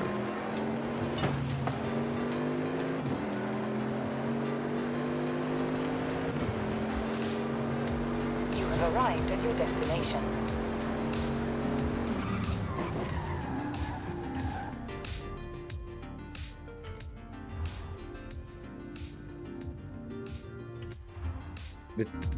A JAO Motorsports body kit would be clean. It wouldn't have any of these canards. It'd have as minimal fins and venting as possible. Understated? Yeah, I think so. Like, one of my... I've mentioned before, one of my favorite cars is the RS4 from 2005, 2008, somewhere around there. And when you look at other cars... Oh, I mean, yeah, of course. Maybe not carbon fiber, though. Maybe leather. So they can kind of flop in the wind. But we'll let the boys in R&D kind of figure that one out. See what the marketing department likes more. Well, the tail might be a bit of an OH&S issue.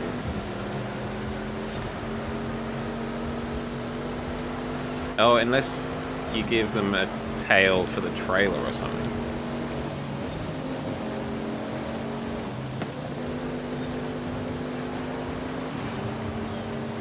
But yeah, I like an understated car. I'm not big on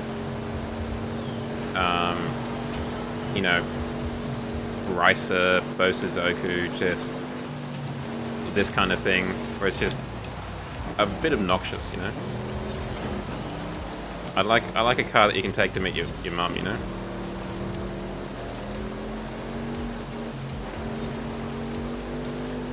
And that you can take to the lights and kind of not be picked out as ultimate performance man.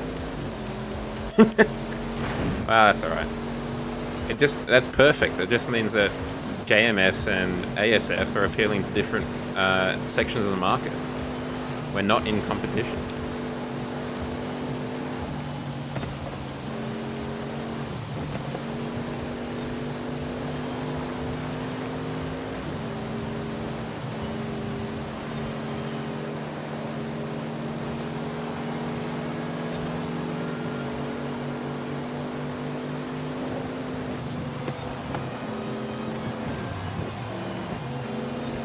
How wide are your cars? How wide is your lane?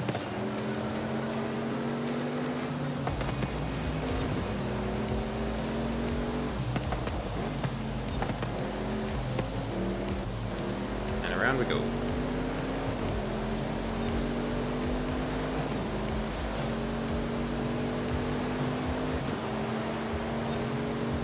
I legitimately thought that was the third lap. I'm very glad I didn't do some sort of sick drift across the finish line.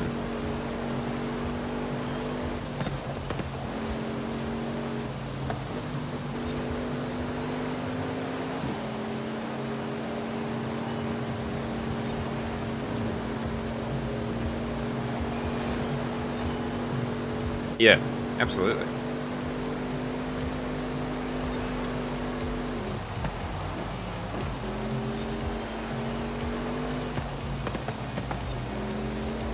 Like a BRZ GT86 kind of thing. Oh, I see. But you work together on the one car.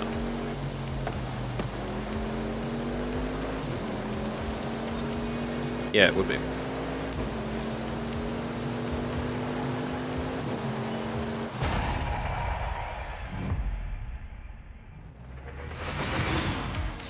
Still a real shame that Benz and or McLaren don't really acknowledge the SLR. So, I mean, I imagine that's part of the reason why it's not in games like this anymore. Because they don't want to talk about it.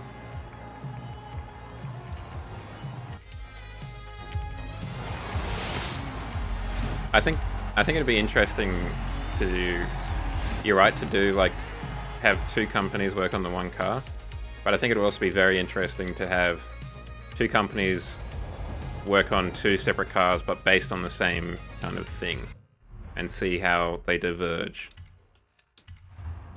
Just as a way to really kind of break down their differences. Stylistically and engineering-wise. Okay, we need a faster Audi to get over there. This isn't slow, but it's not quite fast enough. This is a much more my style wide body kit. It's just simply wide. That's it. None of these obnoxious vents or anything.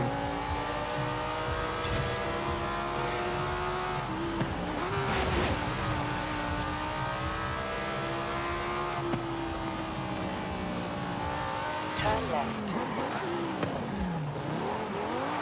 I'm trying to think, like, I've mentioned before that back at school when I used to draw cars quite a bit in early high school, I did have a car company that for whatever reason I named Salamander.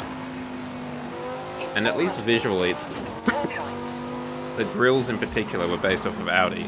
You know, big, kind of wide, upside down, trapezoids of sorts. But I can't remember if I had a, like, car brand or something that I based the idea off of. Like the principle of what a Salamander car was meant to be off of. Turn left. In 200 meters. I think it was kind of a combination of Audi and Lamborghini. Turn right.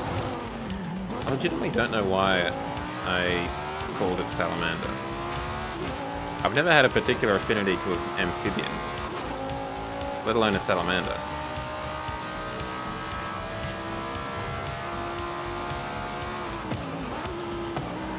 I think I just heard it once and I was like, oh, that's kind of cool.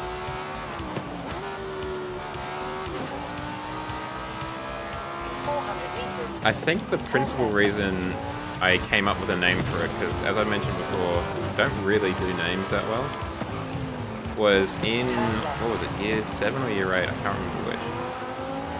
In one of those years, we had a graphics design course, basically, for one, was it one term or longer? I can't remember. And 400 meters. Turn right. we had to design a logo. And Turn right. so obviously there had to be a brand associated with it. And I knew it wanted to be a car logo. So I made it, I called it Salamander. I think, if memory serves, it was kind of like the Cadillac logo, in that it was a shield. And I did like the Cadillac, how it's got those different coloured squares inside of the shield. And on the left-hand side, as you look at it, I think it was basically the Cadillac logo. And then a silver wing sticking out of it, like a modern wing. And I think on the right-hand side, there was like an older feathered wing sticking out. But I can't remember what I did in the shield on that side. And I almost certainly don't have a copy of it anyway. In 400 meters. Turn right. Turn right.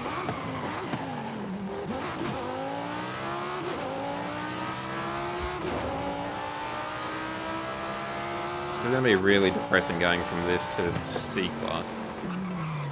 You have arrived at your destination. Real downer.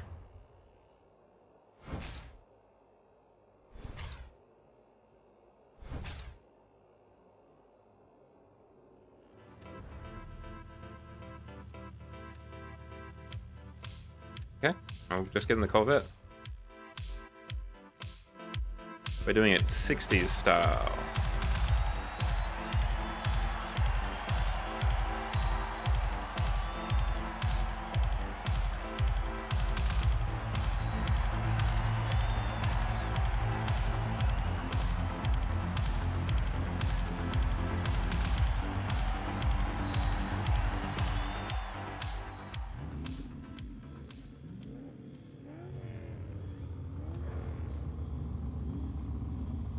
Now let's just have a look at the tuning. What can we do?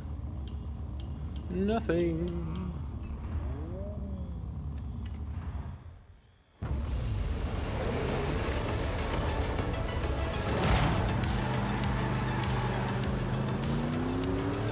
I'll check it out once I win this race. That's a pretty cool DuckTales car.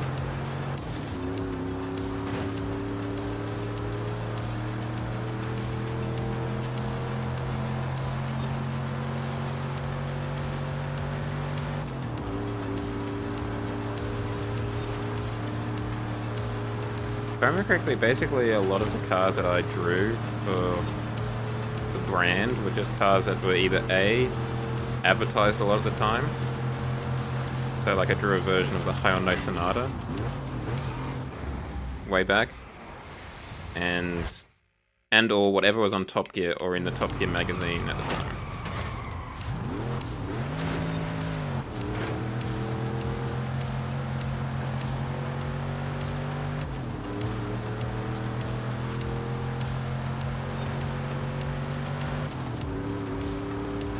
So I think I saw them do a piece on the MGTF, probably the last version of it. And I was like, oh, what would my version of that look like? Oh, it's a bit more slippery than I thought.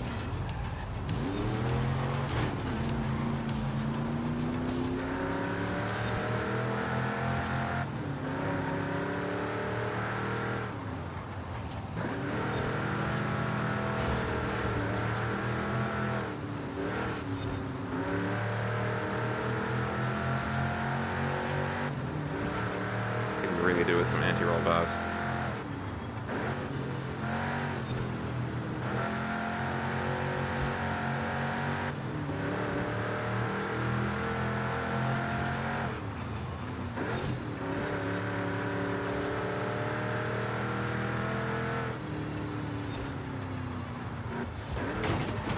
That didn't go well at all. Let's try that again, but this time without hitting the bug. Still hit the bug, but not as badly. Wolf, if you're still on the channel, take a dive. Do it for your old pal, Jow. Smokey, if you're in the channel, take a dive.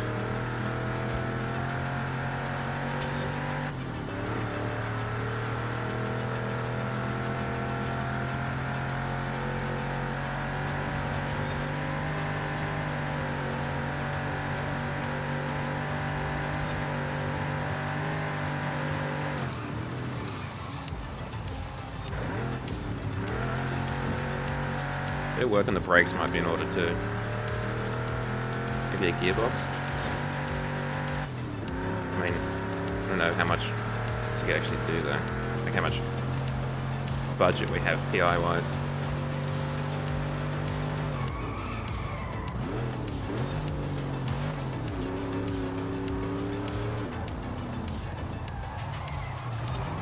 Oh, that's reverse. That's not the gear we want to be in. We want to continue going forward, just slower.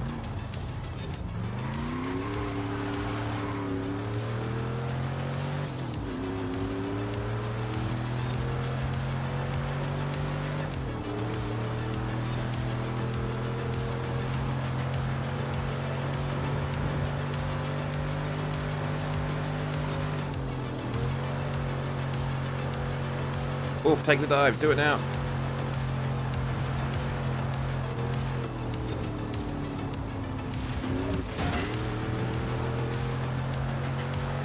That's alright. This will add to the kind of underdog story. Underdog story as he finishes second. That is very cool. Very legit. What did you make it in, out of curiosity?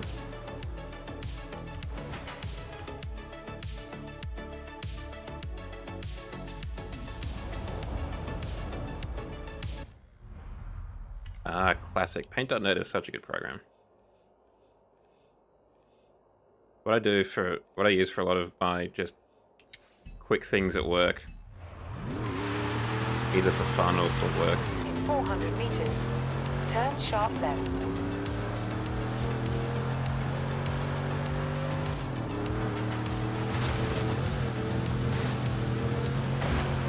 Such a good program. It's free. It's basically good enough Photoshop.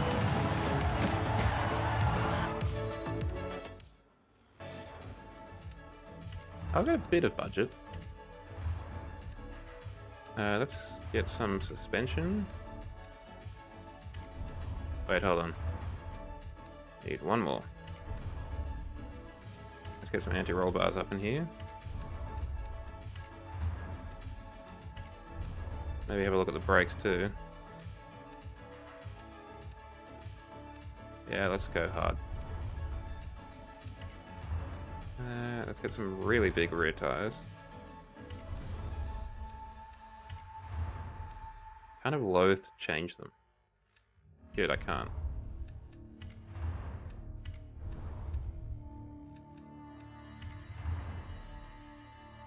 Oh, interesting. I have been... oh, that's where the exhaust pipes are. That's very cool. I have been thinking about kind of trying to de-Microsoft my life a bit.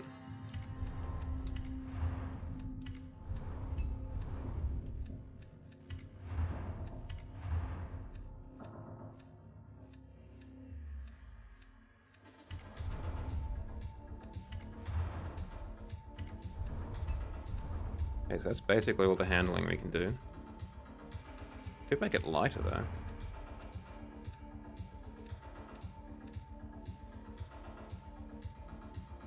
Somehow that makes it worse handling.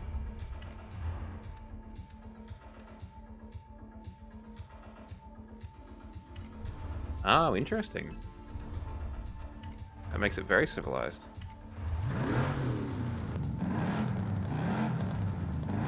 Okay, that's a worthwhile upgrade.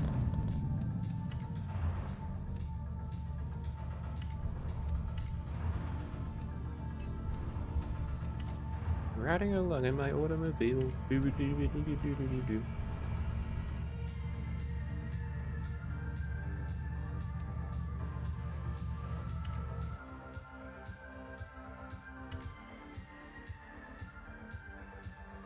I think this should be a much better driving car now.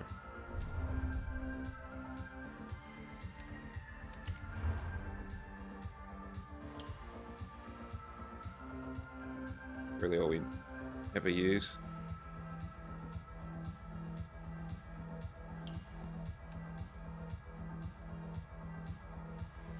I will make a Pro. I don't think I've ever heard of that.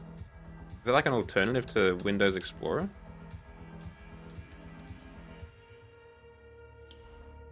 Leave you there for now.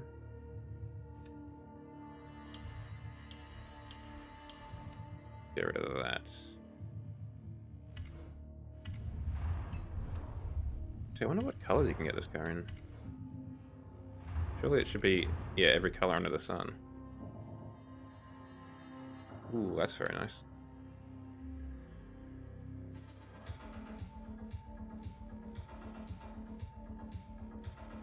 Go for the blue.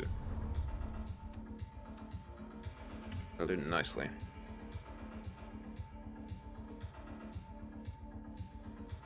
Because with all the AI stuff that's happening with Copilot and what have you, in Microsoft Windows, I have been kind of eyeing off like Linux and what have you. Oh, it looks like we've got bow to see spikes on the side now. Because of how far our wheels stick out. That'll be good for contact sports.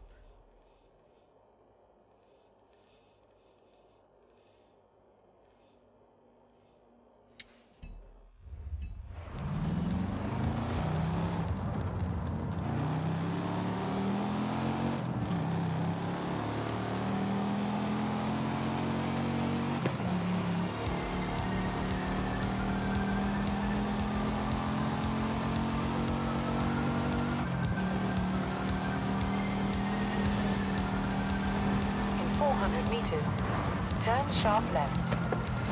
Sorry.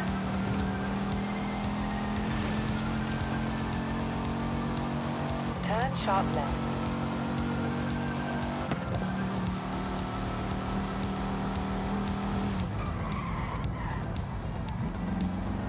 Oh, by the way, you guys will see tomorrow, we are going to be doing Little Kitty in the Big City. And as a result, I've made possibly my least favorite, Turn right. most cursed cover photo, promotional image in a long time. Turn right. Yeah, I know too. I think it's the person above you. Just gonna wash it off real quick. You have arrived at your destination. I've heard good things about the game, and it does look adorable. So I'm not like anyone's, you know, wringing my arm to get me to play it.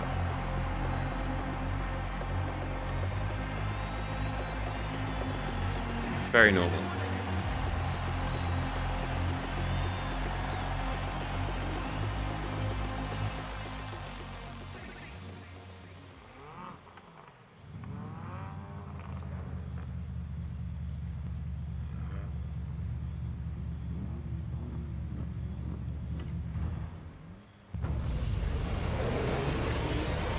That's what old norm was like. Old and inadequate.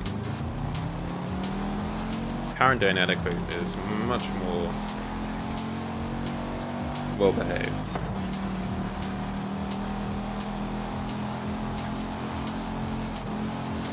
He says good morning furries every morning.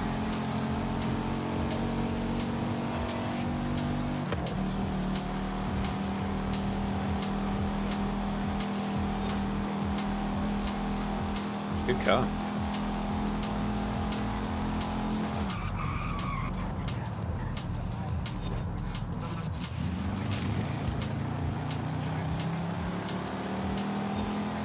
I want my opinion on the PGA to be respected, damn it, says inadequate. And if that means I'm gonna have to go safe to work, so be it.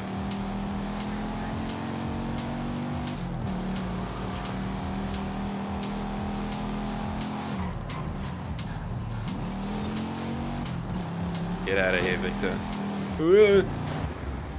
What are you driving? Are you driving another Vet? It's definitely an American car.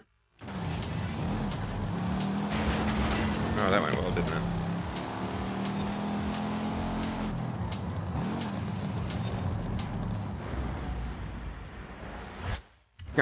Please do not consume my Twitter.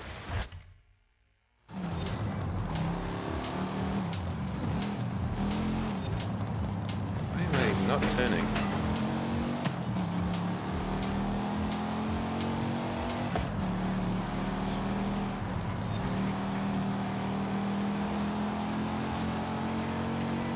I think I like the exhaust pipes on the C1 just a little bit more than the C2.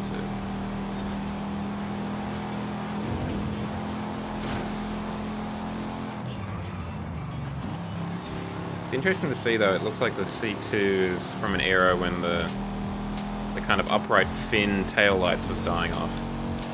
They're still kind of there, but they're nowhere near as obvious as they were in the C1.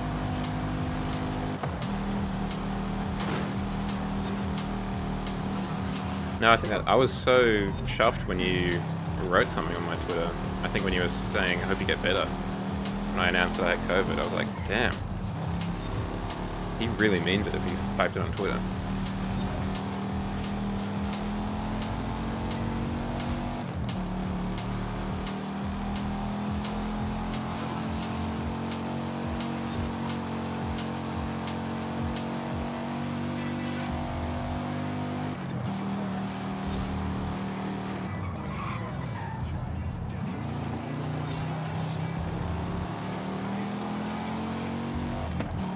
The primary reason I got a Twitter was just to kind of look at stuff.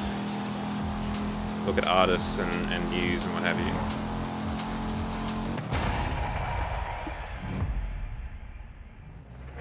And then worked out that it was also a useful or a necessary even medium to try and advertise at one's stream. Was it too long? Is that like too many characters in the name?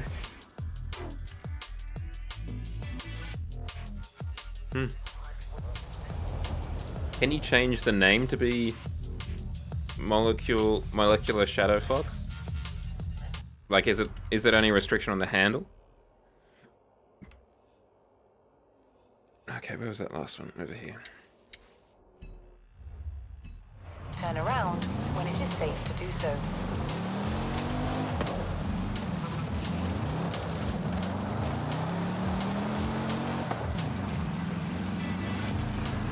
Yeah, I got put a long way down this dirt road.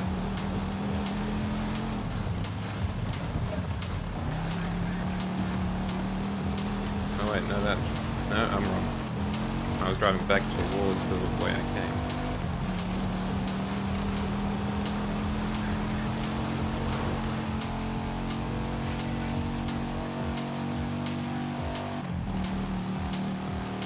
Oh, there's the coffee cup in the distance. I mean, you could stack it, right? Have Molecular Shadow Fox, one above the other. But yeah, if you were doing it like credit card style, one word after the other, left to right, yeah, not gonna work.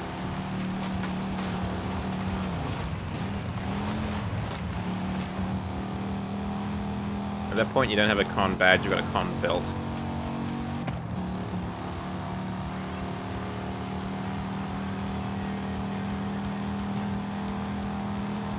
What did you do for confuzzled, actually? Because this is already a problem that you've encountered.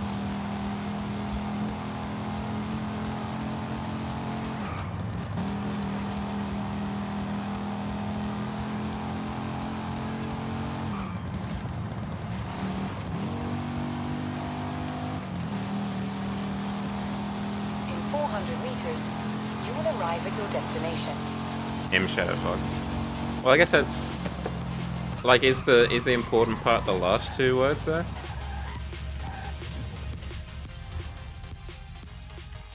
Like, I imagine that's the most important part in your opinion.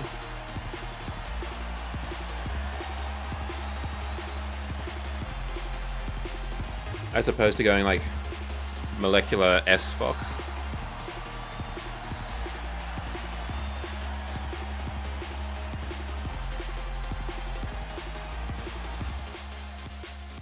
Yeah.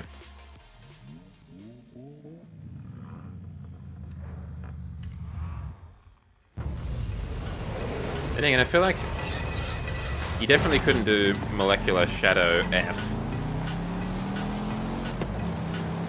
MS Fox could work, perhaps? Molecular SF just sounds like a biological science fiction. M Shadow F doesn't work.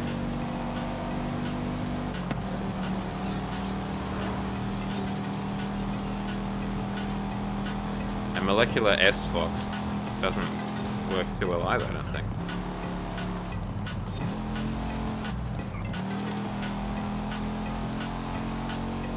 What do you actually do in your license plate? I haven't paid attention to it.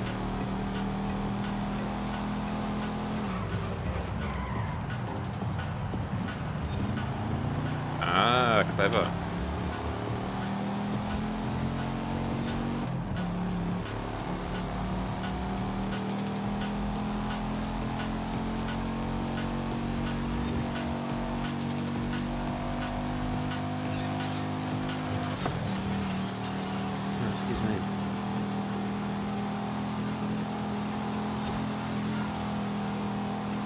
Tried and tested.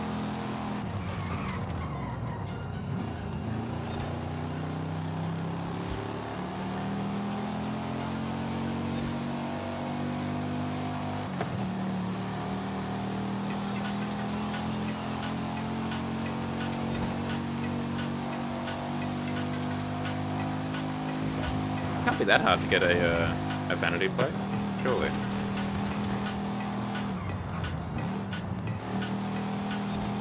I imagine there's someone on Etsy who'd do it for you.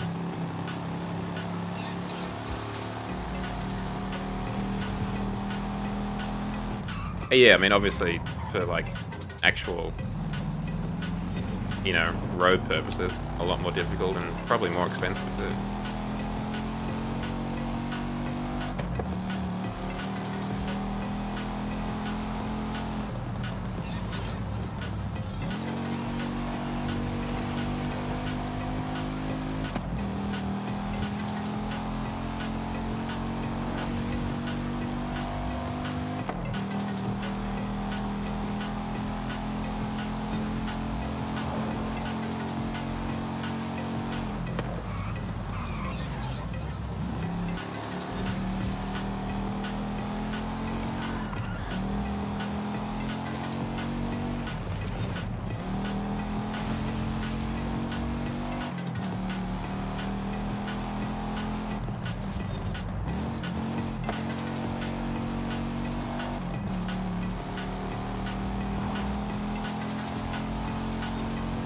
Yeah, those upgrades were really good for the car.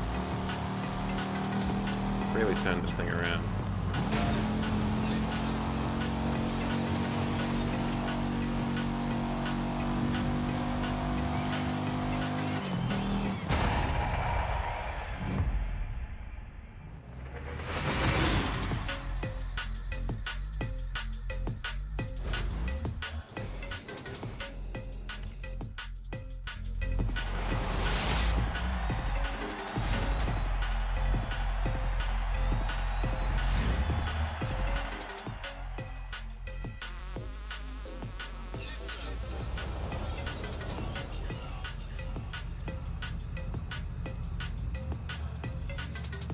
Like these ones you see here.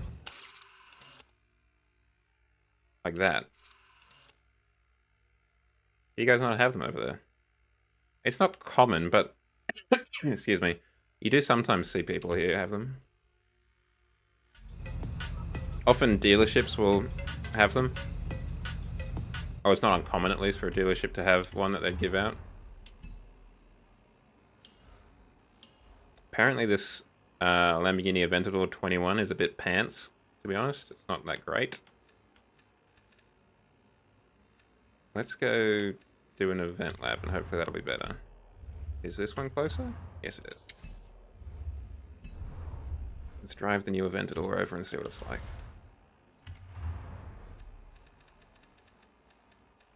Should at least sit in the car before we decide, make up our mind.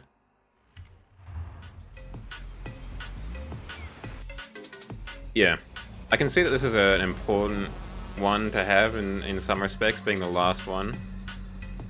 But also there are so many of them. Turn left.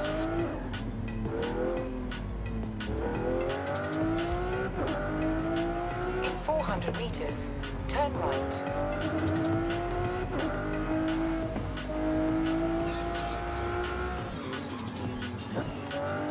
Turn right. It's not terrible, but it is just a Lamborghini. Yeah, wow.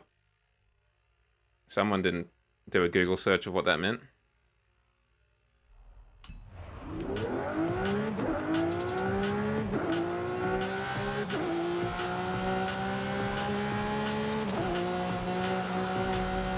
I feel like if you're going to be approving things to put on cars like that, you should maybe just do a quick Google search first, you know?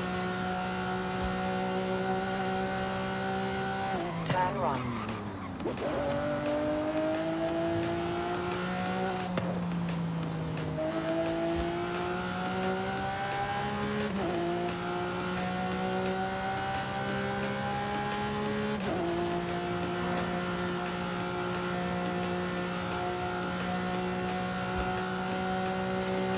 Yeah, there needs to... Some people just need to kind of get a life outside of Take the first exit. E6. You have arrived at your destination.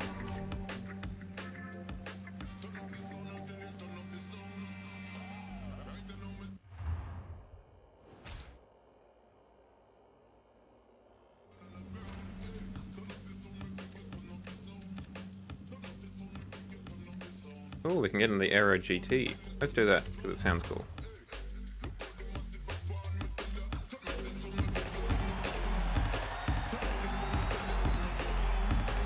Yeah, yes, I'm a furry, and I'm I don't know, a bottom, or I'm a top, or it's all about the sex.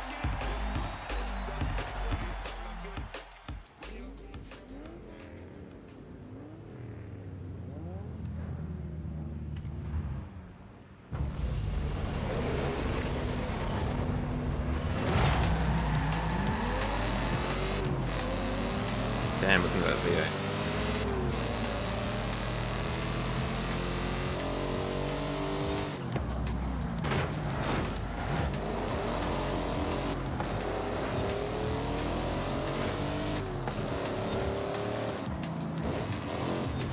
Yeah, I was just noticing that before.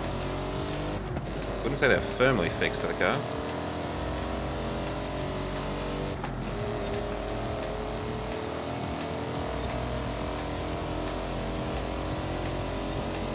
It looks like they're just mounted into the glass of the A-pillar window.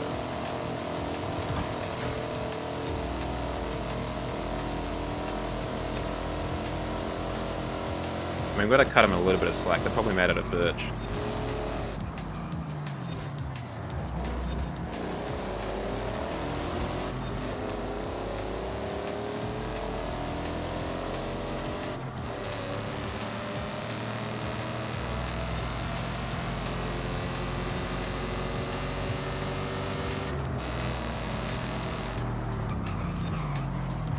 Fellas.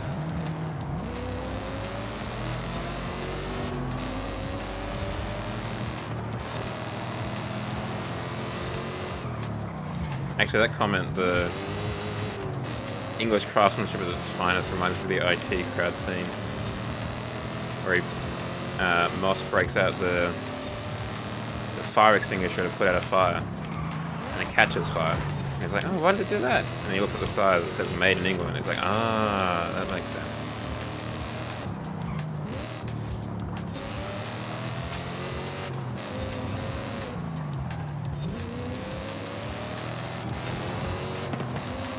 I would recommend it.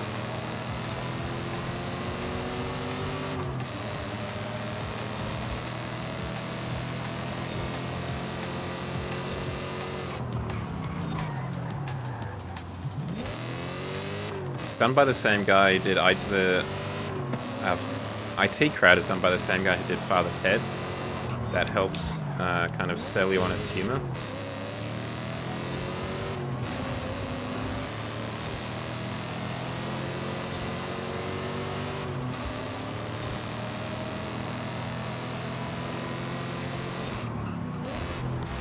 Okay, I'm out of advice. I would recommend it though. If it's on, you know, BBC iPlayer or whatever. Actually, no, I think it's an ITV production, so I don't know where it would be. I think it is. I don't know. I can't remember. Okay, let's try that corner, but this time we'll brake a little bit earlier. I mean, I get that. I definitely am very recalcitrant to accept a recommendation to watch a show from someone.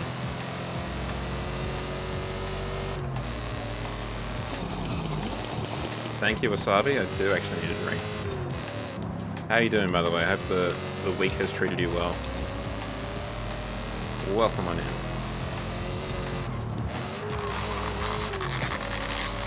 These are all very good things to do. First I will win this race, and then I will stretch, check my posture, and have a drink.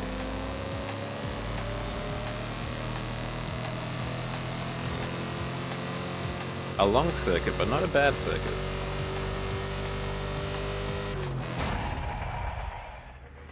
Okay. Stretch and... Ooh, a lot of popping.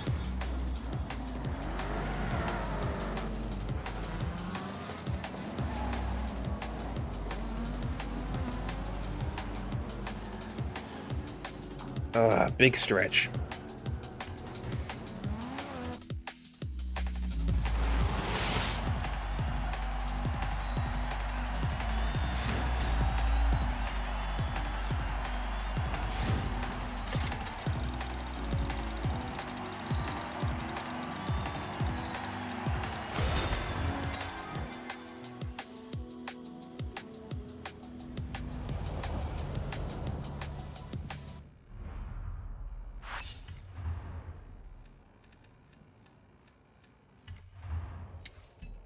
I can definitely relate to liking older comedies. Like, some of my favorite films are... Oh, hell yeah, we're going mobile chat. Also, good to hear that was alright, Wasabi. An alright week is A-okay. Some of my favorite comedy films are like The Naked Gun. Specifically The Naked Gun 2.5, The Smell of Fear. Or Flying High, the first one. Or Aeroplane, I think it's called internationally.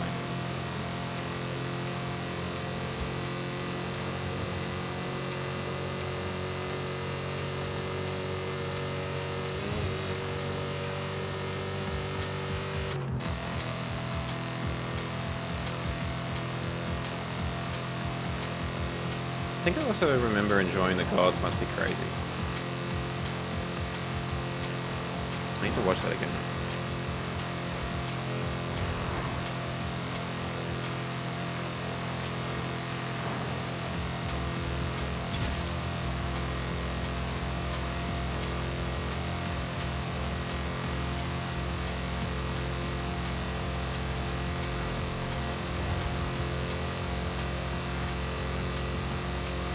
I don't think I've ever watched The Three Stooges, actually. I don't know if I've actually ever seen any of, like, Charlie Chaplin's great stuff either.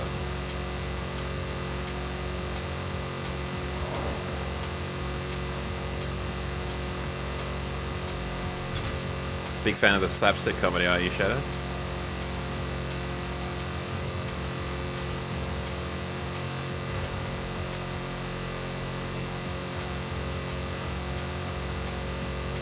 Did I mention last stream? I watched Austin Powers last Friday.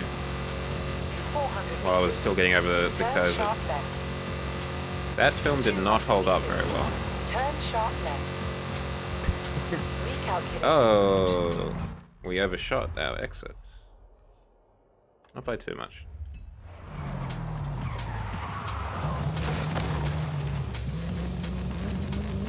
Slight detour through the cornfield.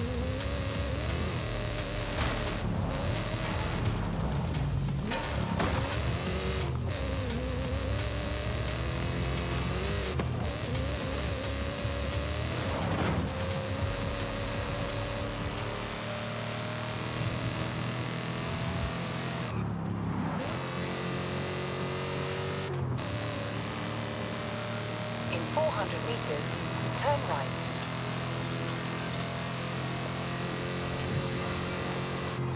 Turn right.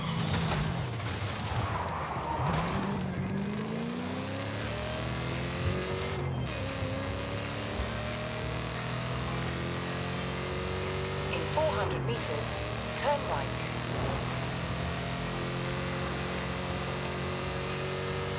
Turn right. Oh, I might turn up the brake pressure if I can. I can't. Okay, well, that answers that question, doesn't it?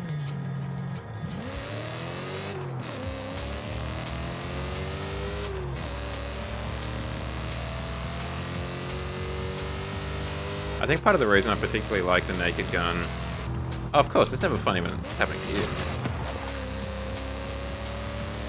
I think part of the reason I particularly like The Naked Gun and Flying High, to a slightly lesser extent, is that they're kind of very generous comedies. They're not comedies where there's like a target necessarily. No one's being insulted in the film, which I like.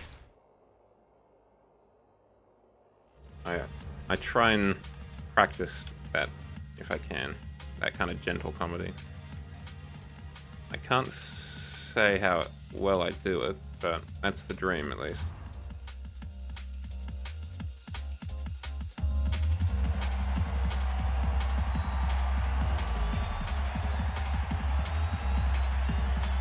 Yeah, there's a real good run of comedies then.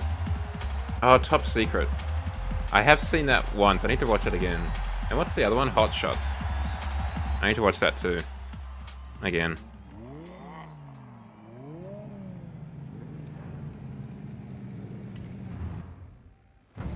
But I was thinking just the other day, like, parody films don't really seem to exist in the same way they used to anymore. Like Hot Shots or top secret.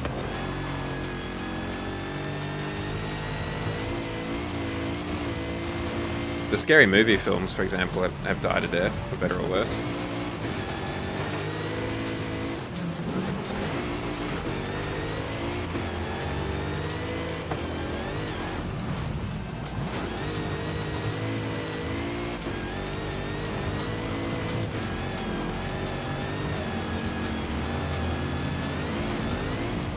Excuse me, fellas.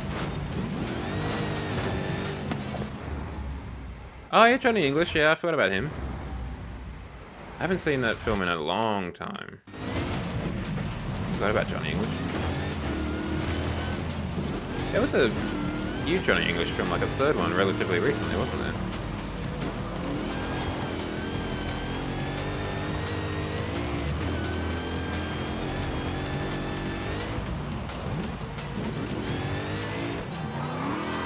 I'm not a fan of the kind of Rowan Atkinson humor style though, because I find it just a little bit too cringy.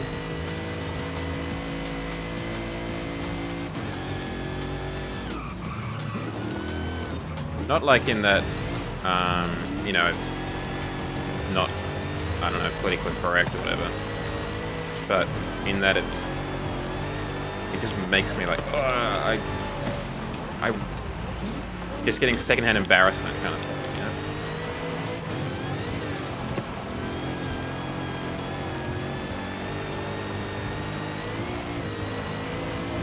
I think I feel secondhand embarrassment quite a lot, so I'm like, nah, I'm gonna stay away from that kind of stuff.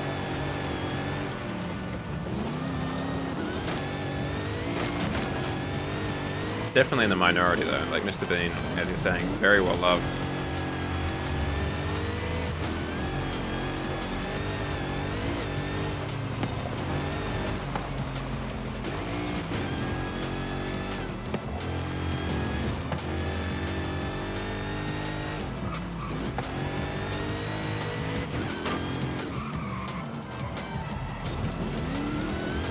Oh, Monty Python's a classic. That's not a terrible thing. I can see it in an extreme case that could be not great. Monty Python the Quest for the Holy Grail, isn't it? Yeah, Quest for the Holy Grail is an all-time film in my opinion. I haven't watched it in a while, so I may change my opinion if I saw it again. But just the fact, like, one of my favorite parts about Monty Python and the Quest for the Holy Grail is there is a kind of framing narrative around it where there's a kind of documentarian who's doing a documentary about King Arthur's and his Knights of the Round Table. And then he gets, so in one scene he's doing this bit, and then out of nowhere a knight in armor on a horse comes up and kills him. And then it cuts back to the action with King Arthur and the boys. And then it cuts back to the documentarian after that, and there's a couple of bobbies interviewing the wife as to what's happened. Then it goes away and it cuts back and his body's being picked up by the Undertaker. Just things like that that I quite like. It is very absurdist though, which is, I guess, the Monty Python style.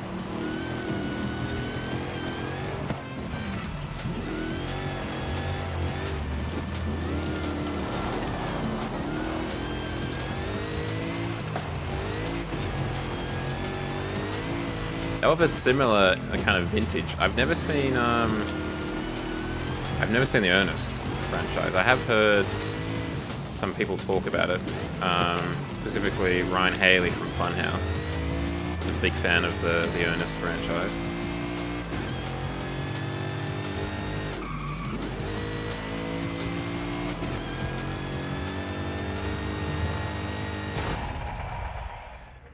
What was I going to say? I can't remember now. Nah, it doesn't matter.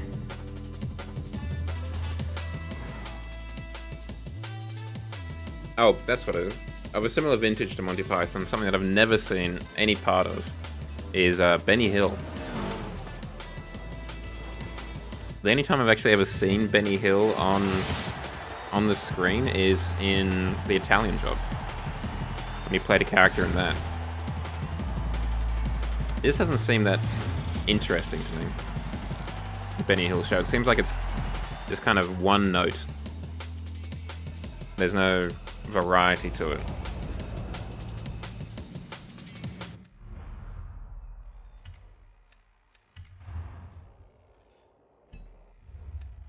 Because even in The Italian Job, he basically plays Benny Hill. He's a man with a weakness for women, and that's the bit.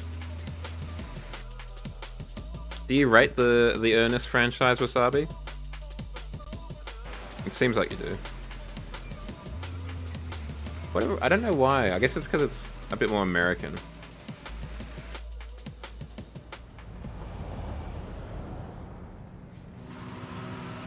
One that I remember watching quite a bit just because it was on the TV of a Saturday afternoon. And Mum didn't mind it. Was Keeping Up Appearances with Mrs. Bouquet.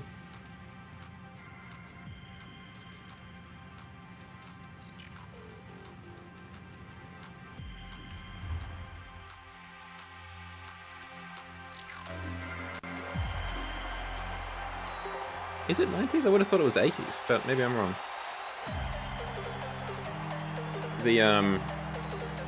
I should have a look at some of the Ernest stuff. He seems like he's at least the character he plays and his kind of public persona was very much an upstanding kind of model for kids in some ways.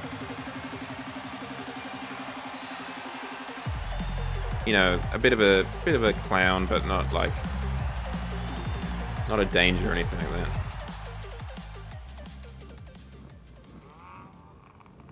Like the fact that he was a smoker, but he never smoked in public. So the kids never saw him do it.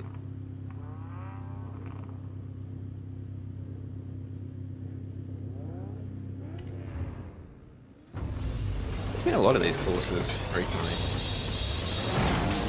I mean, they are quite good. Now, who is Mike Rowe, Wasabi? That name does not ring any bells. Sorry to put you on the spot like that. Dirty Jobs guy. Oh, the TV series. I don't think I've ever seen that either. Is he a comedian as well?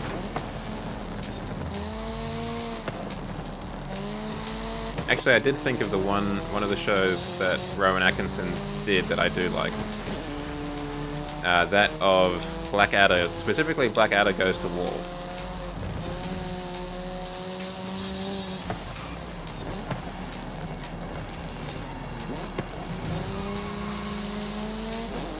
Yeah, it's the show about where he goes and does like sewage cleaning and stuff like that, right? It's on the Discovery Channel or something like that. Yeah, I think I've seen it like advertised when I'd go to a hotel or whatever, and they'd have cable TV, Foxtel, but never actually watched it. Bruv, I get him on the racing line, but that's a bit of respect here. Oh, nice tunnel.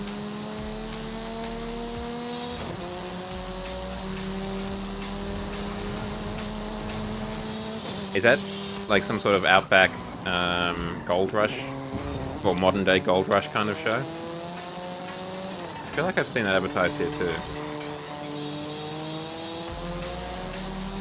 There's a lot of that kind of cheap TV, right? We get a lot of Escape to the Country from England. A lot of like Storage Wars or the like from America.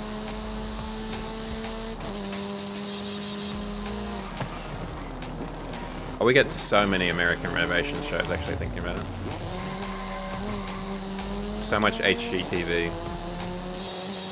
At least on one channel in particular, in Australia.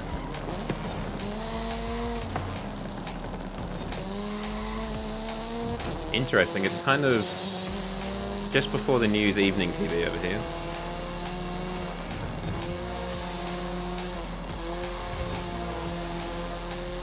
I think there's still a little bit of gold rush stuff going on in Australia. Nowhere near like the actual gold rush, but there's definitely still some people who are trying to find some, you know, some riches. But it's not like entire populations of China are moving over like they used to.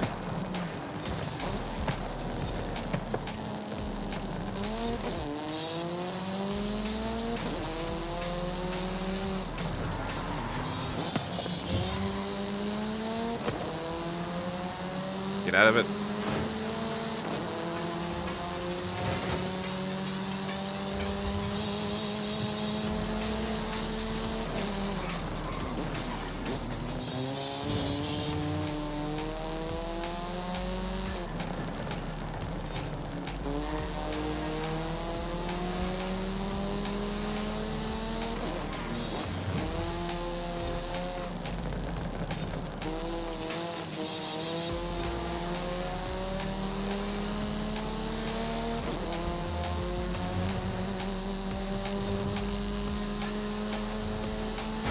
Another W for a Jow rear-wheel drive hatchback.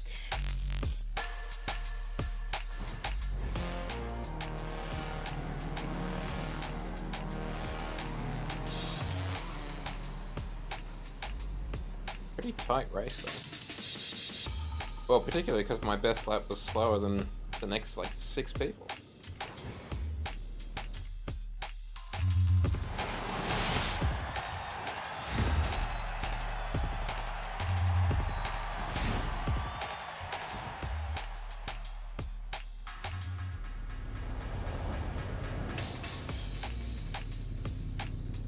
I'm gonna check something before we go anywhere else.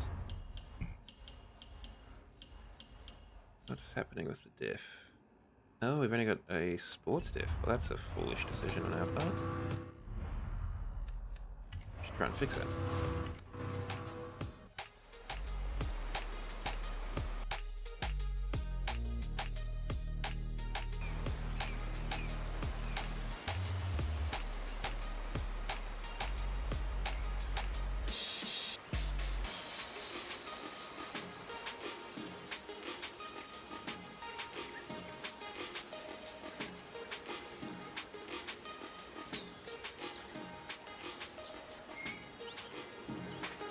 Meow indeed.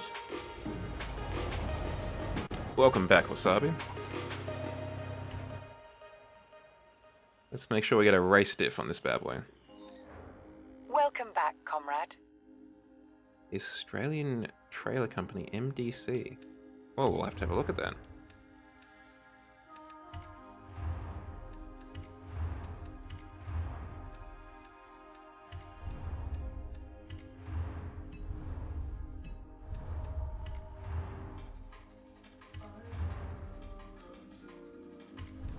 Because I am unfamiliar with the brand. Excuse me.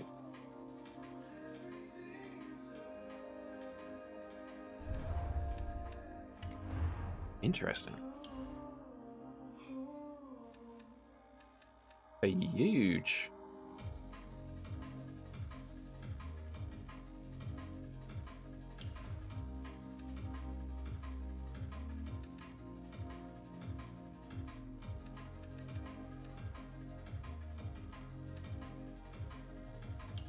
You know why they're making waves over there? Out of curiosity? Is it because of they're offering something that you guys can't get otherwise? Wow, that's a lot of... Let's turn that down a little bit. Oh, okay. Let's have a look at this. Let's have a look at these guys.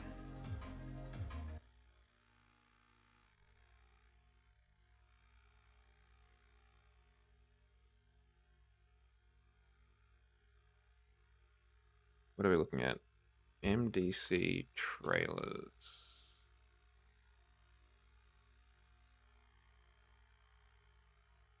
Market Direct? Guess so.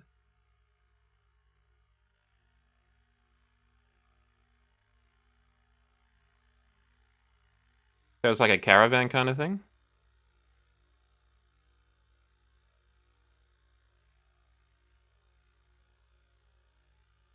There are a lot of these around the place. Not necessarily these kind of things, but these kind of off-road caravans.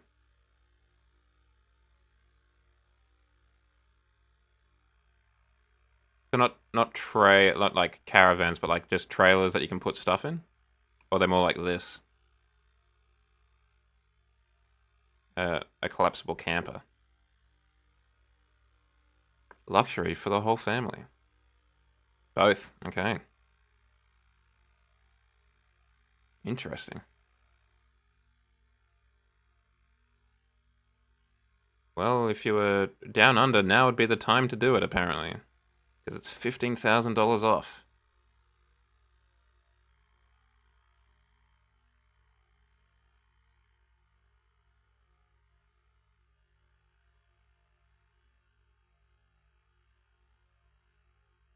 Yeah, a little bit.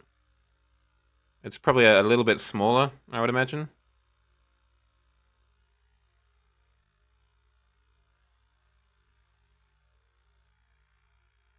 No.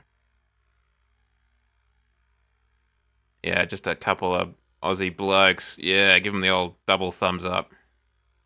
You love to see it.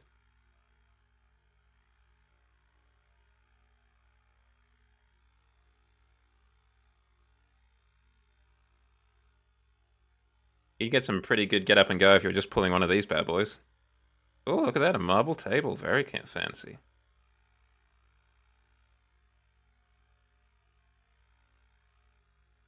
It's got a toilet and a shower. I'm sold. That is my one requirement for a camper van. If I don't have to go outside at night to use the loo, I'm sold.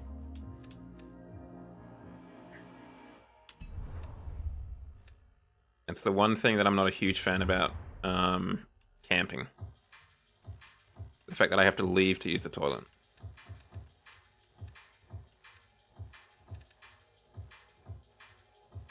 I feel like a camper is something that I'd probably more want to like rent for like a, you know, however long I'm going away for, right? Rather than one that I want to own. At least personally. Let's try and fix this Minions car a little bit. And then try and take it online. I think we can probably afford to maybe even get... Or if we get rid of this, then we're going into A class, aren't we?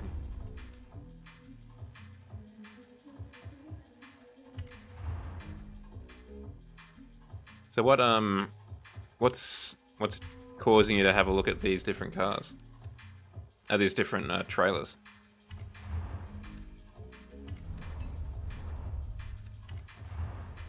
Did we do anything to the cars? No, we didn't. Make them larger.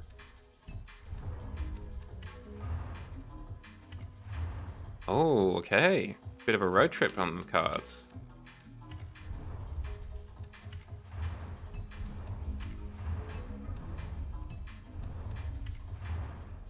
I don't think I'd want to camp it, but I mean, I think a lot of people in Australia and probably in the world could go for like a road trip across the USA. Maybe that, because now we're a bit faster, but we've still got basically as much handling.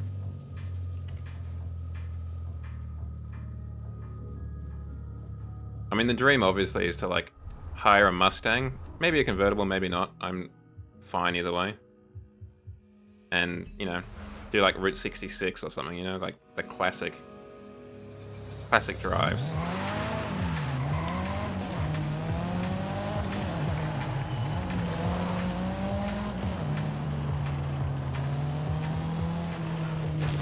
Okay, I think we've got a little bit more understeer than we'd had before. Just gonna stiffen that right on up.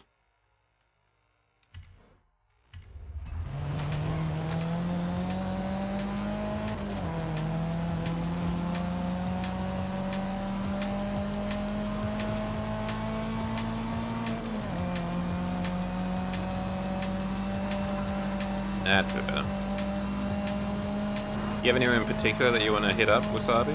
Like any particular national parks or towns or whatever that you are like non-negotiable, like I'm visiting these places? Or are you just going to kind of see where the wind takes you?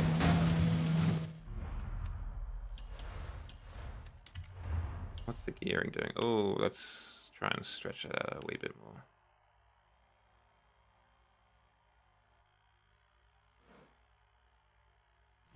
Yeah, that's fine.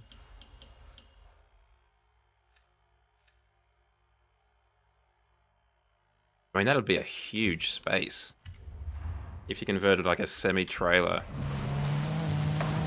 a semi-truck trailer, to a caravan, you could basically have a 2-bedroom house in there.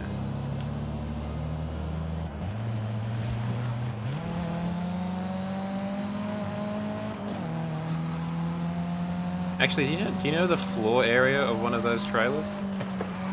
Like the square footage of it?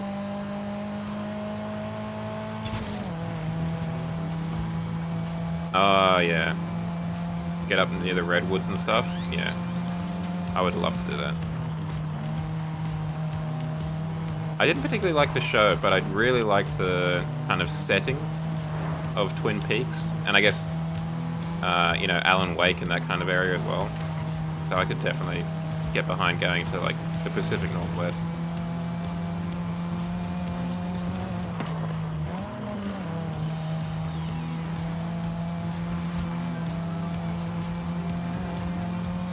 Yeah, think about something that works.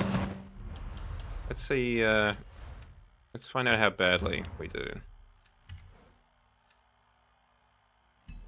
We're B class.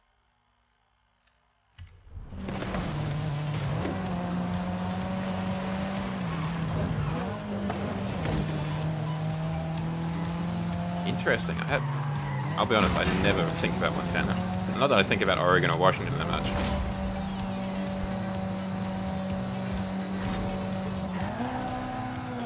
Ooh, that probably did wonders to the engine.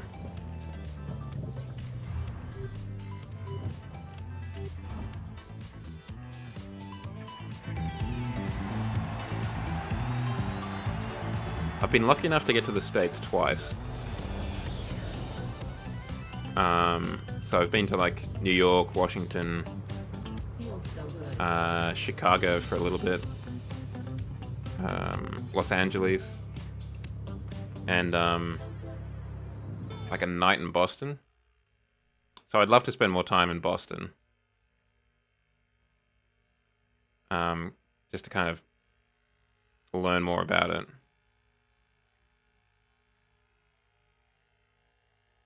That's amazingly, like, the amount of stuff you could put in that kind of trailer. Huge. Should have South Carolina? Okay.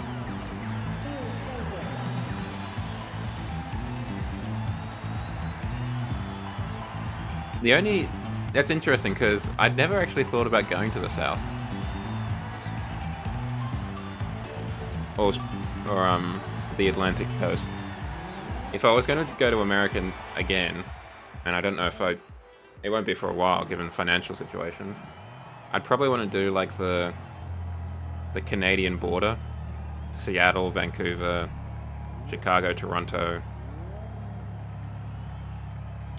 Not to put too fine a point on it, but was that a race thing for you? Being a more melanin endowed individual?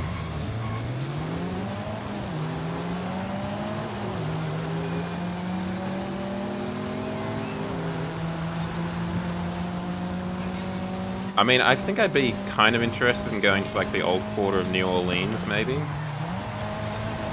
But outside of that, there's not really much in the South, apart from, you know, certain Twitch viewers, for example, that would interest me.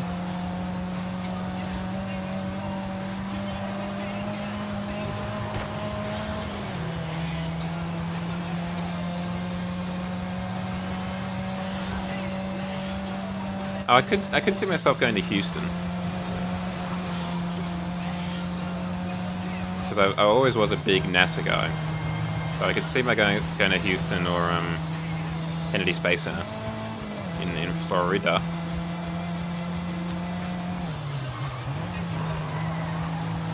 But outside of those two spots, I can't really think of anything in the south that would really get me going, get my motor running.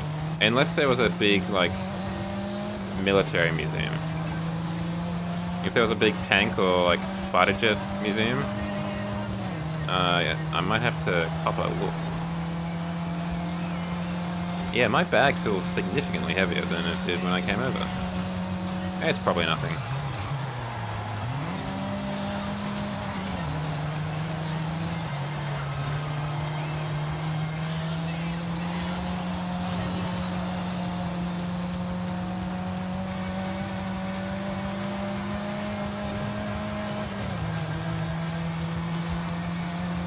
Oh, the GI Yaris, cool.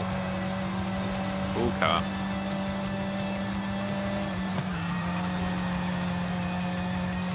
It's probably the coolest car I see on a regular basis, actually. Surprise! It me. It inadequate.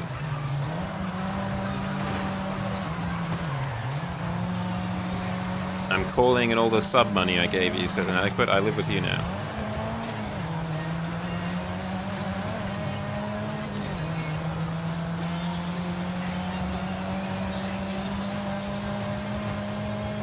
The only issue would be that inadequate would probably have to work nights because he can work from home as we get learning, but he'd have to work nights. That might make sleeping a little bit hard. But it would mean that we wouldn't have to have more than one bed. We could just alternate, which works out quite well.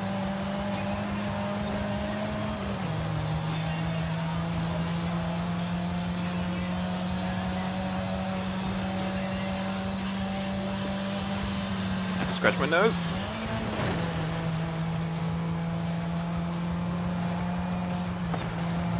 Gee, I hope not, particularly in the summer.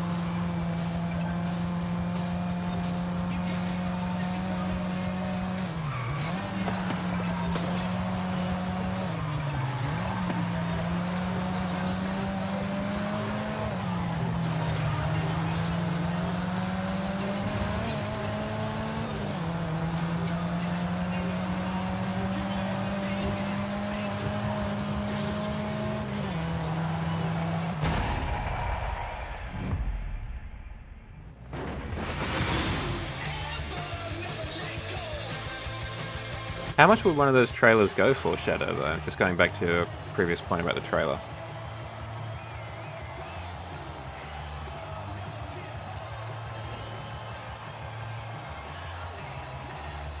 Oh, excuse me, jeez. It's not like I did much today. There's no excuse for yawning. The only excuses I have is I didn't have a nap.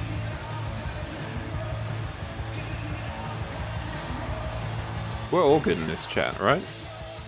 We got no bad boys.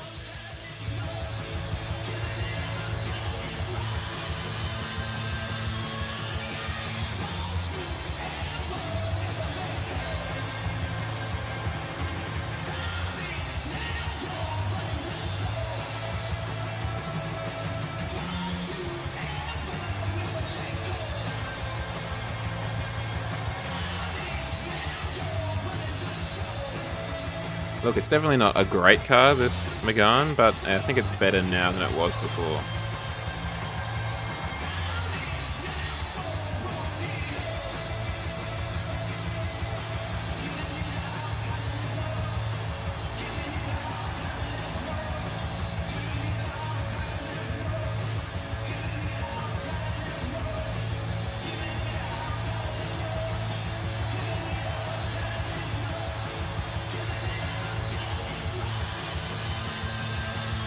Oh, interesting. So very, like, efficient, I guess, in terms of the use of space. I mean, that's what you want when it comes to those kind of caravans, kind of camper van things that you want to take off-road.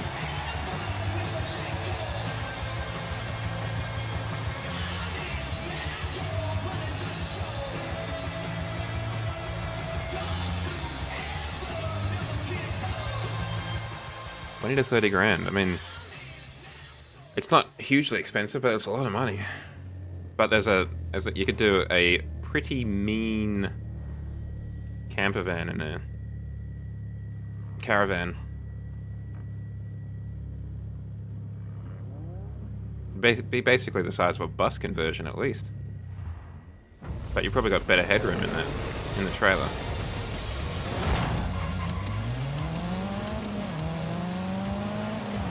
And some of them would already have air conditioning installed. You might just actually have to turn it down a bit because it's a bit too cold.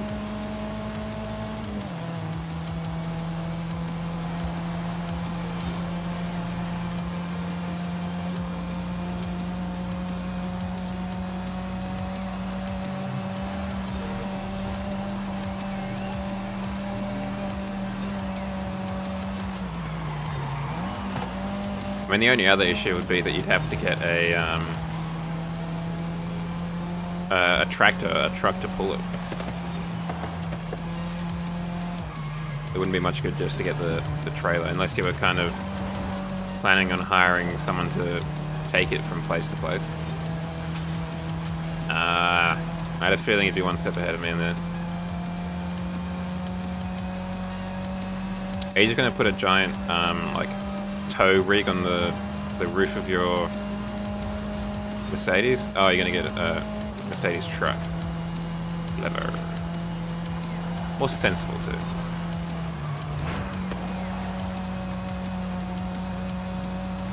I have seen, and you probably have as well, chat, I think it's a restaurant, and I think it was in China specifically, this one. But it was in like a semi-trailer,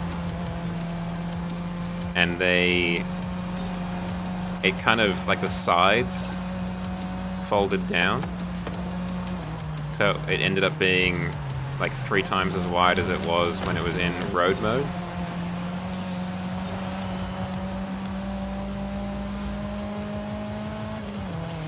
So that could work if you wanted to do like some sort of, if you were going for the party truck vibe, if you wanted to do some sort of dance floor. I mean, of course you'd want something with a V8. Shadow your shadow.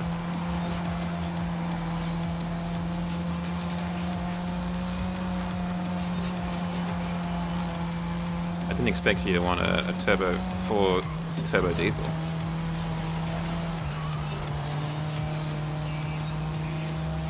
Pretty amazing what they can do with like those caravans or Winnebagos in terms of expanding the space. You know, if you've got the money.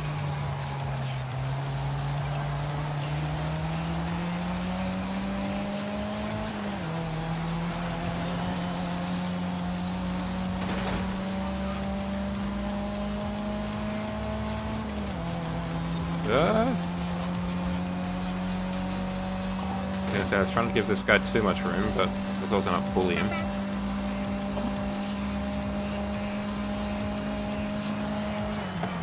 Yeah, well, I mean, in the truck you could absolutely have a car at the back. And then convert that into like a patio when you got to where you were going. Ooh, tough break.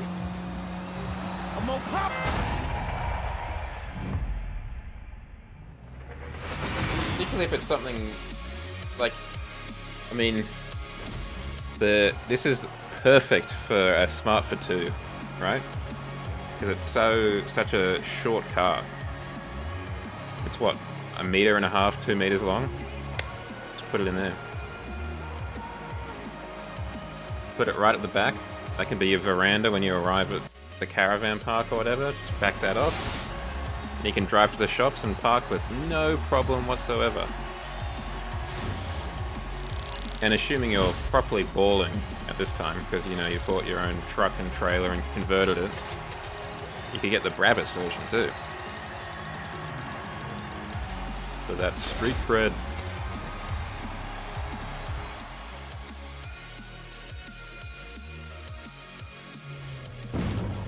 Or if you really wanted to, you could just get a peel and put it in your passenger seat.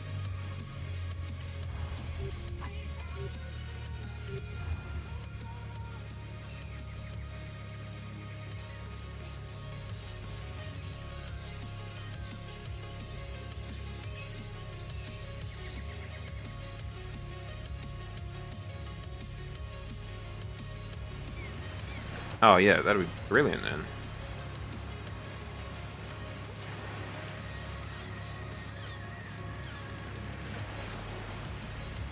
That'd be perfect for the trip.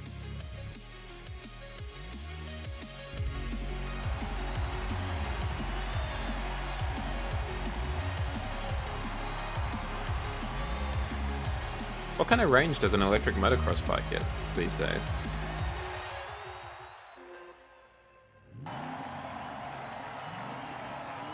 Yeah, I mean, you'd have to have it pretty... You'd be very regular feature at laundromats and stuff.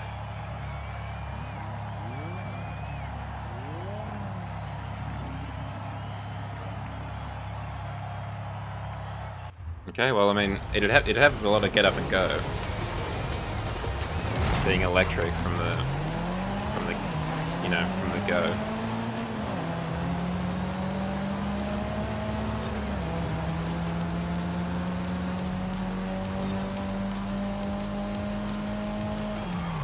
I'd probably personally go for an electric mountain bike, like a pedal kind of thing. But then again, I think I'm just a little bit spooked by motorcycles. Maybe just a little bit too fast for my taste.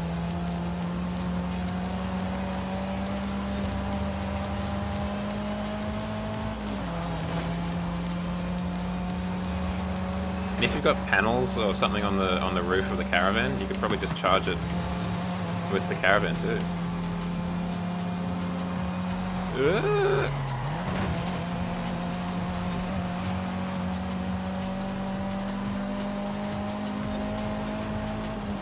Shadow, did you end up buying the new DLC? Because I remember you saying that you were begrudgingly interested in several of the cars in it.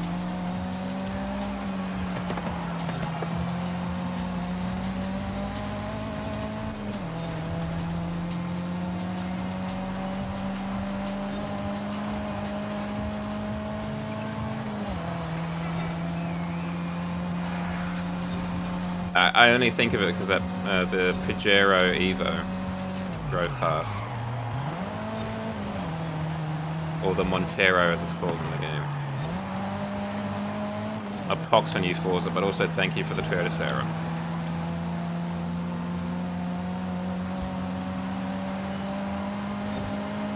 I mean, the fact that it's got a toilet, as I said before, fantastic. But I imagine that's outside, right? That's an external toilet. If it isn't and it's inside, hell yes. Oh, hell yes.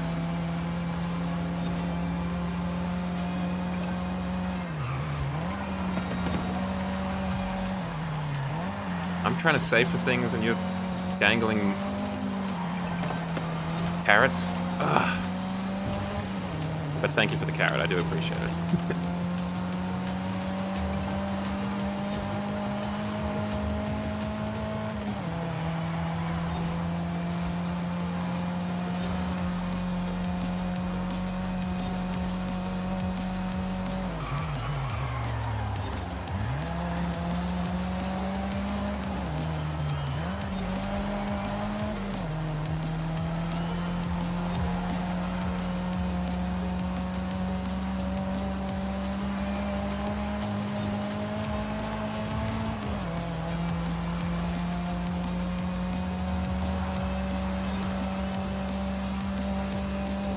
Yeah, no, that's a very smart way to do a shower, actually. I hadn't thought about that.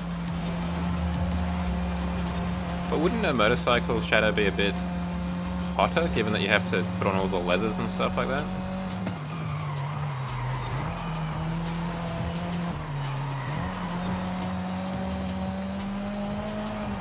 Then again, I imagine once you get going, it probably cools off quite quickly.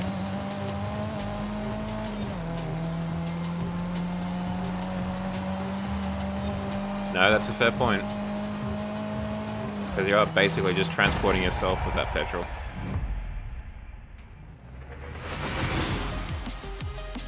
Yeah, pros and cons. And you do look cooler driving a motorcycle. I think that's just universally accepted fact.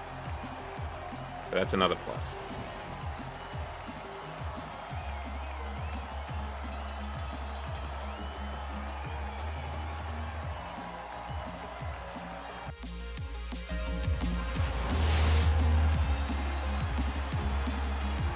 There's another Pajero. DLC seems to be selling well.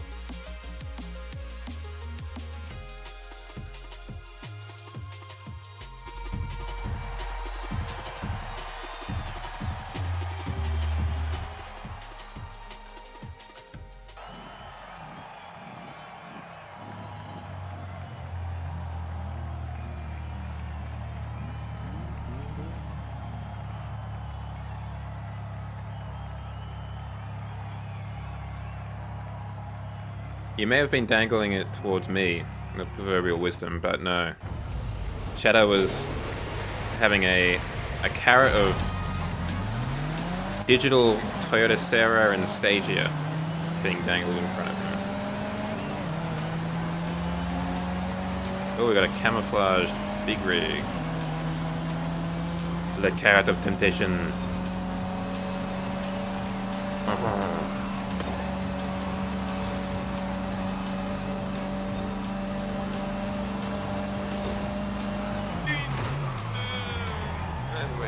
Just made it around.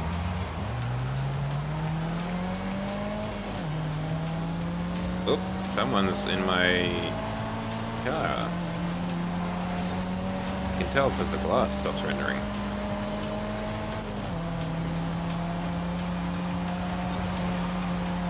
That was another certified Jow just noise during braking.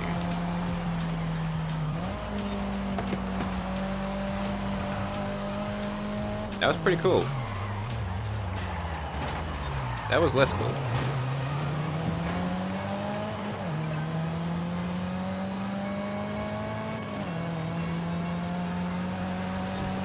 I'm going to release an a cappella album, which is, I don't know, going to be Rapper's Delight by the Sugar Hill Gang, but it's just entirely made up of noises I make when I brake in Forza Horizon 5.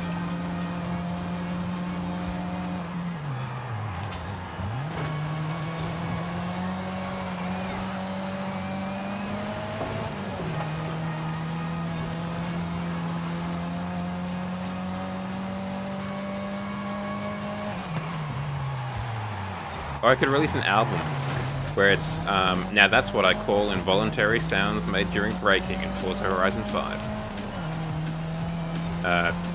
Edition 1.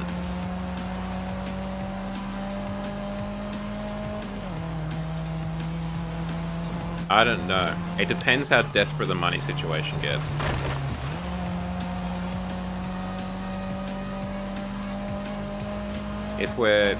If we're on a course for Struggle Street, we might have to break out the ASMR YouTube channel.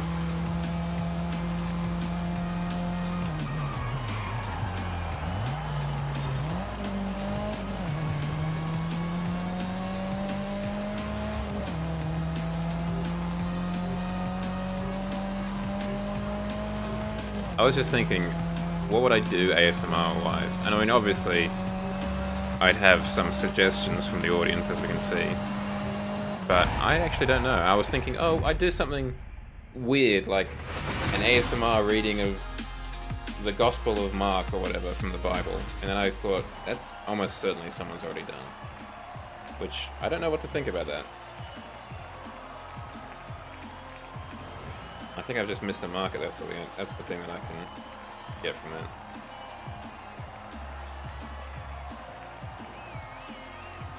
I'd probably do really weird things in ASMR.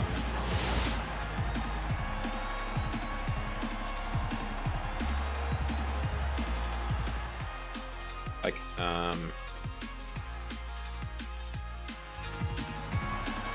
yeah.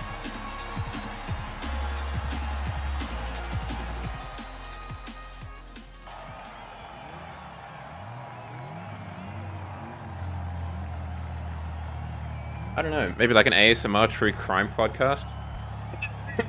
It's like a regular true crime podcast, but just slightly more softly spoken.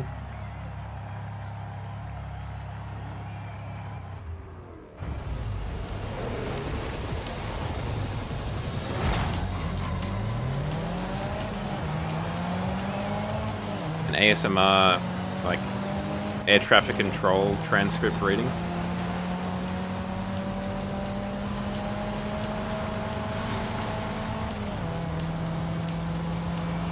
Or what about an ASMR POV? The doctor tells you that you have cancer and that also your insurance doesn't cover it.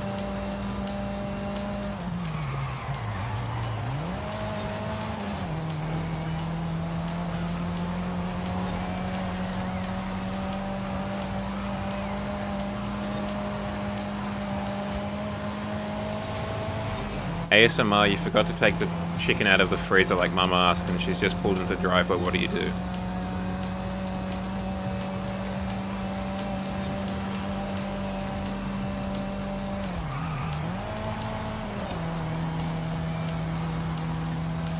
ASMR POV, your favorite YouTuber was just cancelled. Your favorite Minecraft YouTuber was just cancelled for inappropriate relations with a fan. Go around.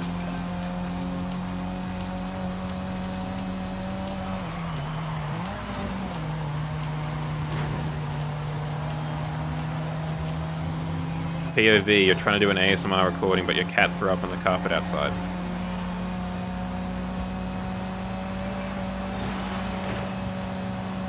You know, just the hits.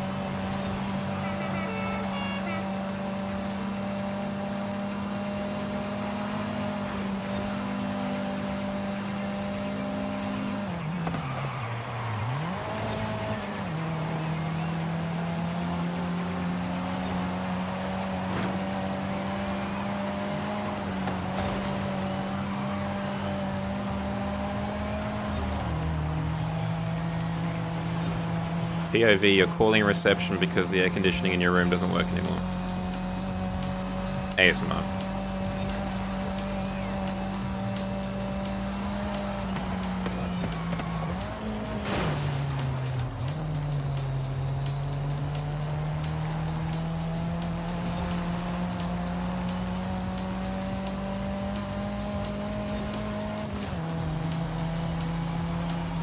Oh yeah, I could definitely get behind an ASMR reading of the Minions script.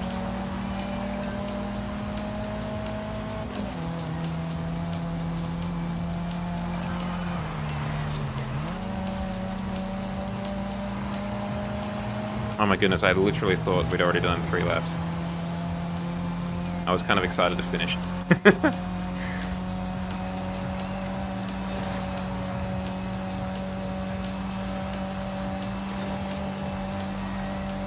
ASMR POV, headmaster calling parents of child who died in a tragic playground accident.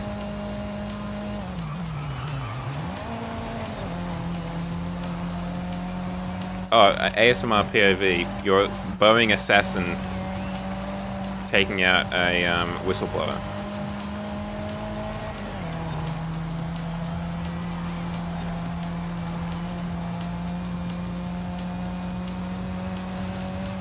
That's... Wasabi, that's a good one. And I do appreciate the restraint, Shadow. I'm glad you're looking out for the monetization of my channel. / the existence of my Twitch channel.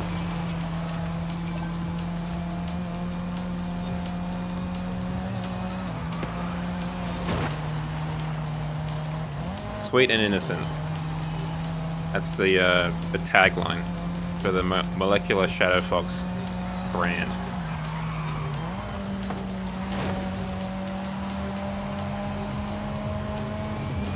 ASMR POV.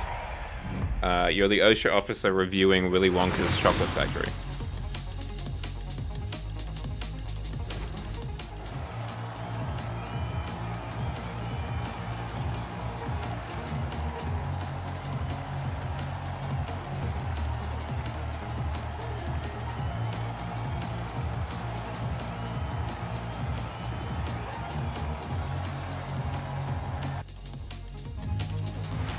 ASMR POV, you're the Death Star's health and safety officer. Trying to convince Darth Vader that they need to invest more in railings. Look, Vader, I know it's like more money, but you'd have to do it, like legally speaking.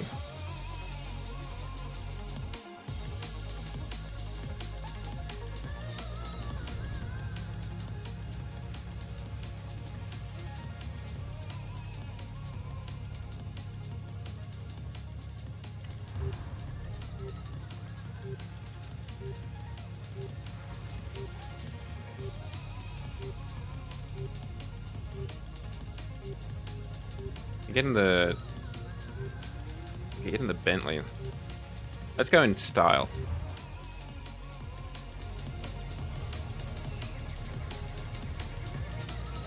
ASMR POV, you had a hard day at work and you were looking forward to making this particular dinner, but you discovered that there's one vital ingredient missing. Halfway through.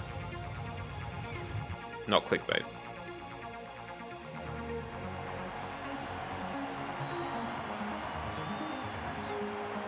Wouldn't... Oh no, I was kind of mid-thought. I was like, well, you could do the first one. Zhao gets the cybernetic limbs in the first place, and then I realized, well, he'd just be under anesthetic, so it'd just be nothing. It'd just be the noise of, like, surgeries, and you'd maybe hear doctors in the background like, oh yeah, everything's going alright.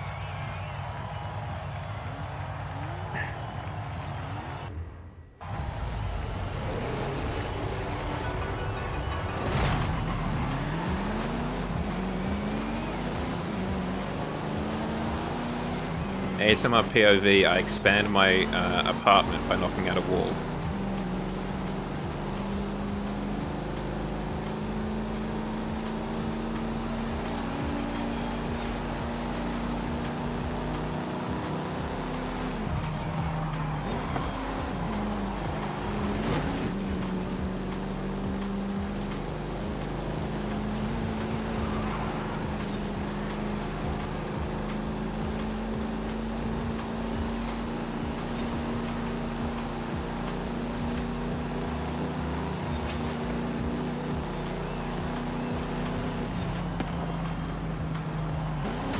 Gotta be classy sometimes. I've gotta get Mr. Hussein, Mr. S. Hussein, to his meeting. Toot sweet.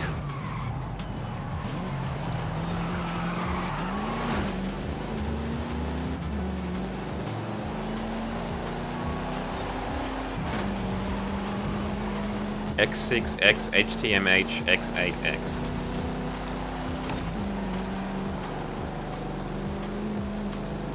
I mean, that's A grade. In both the PI level and also just, like, how choice it is.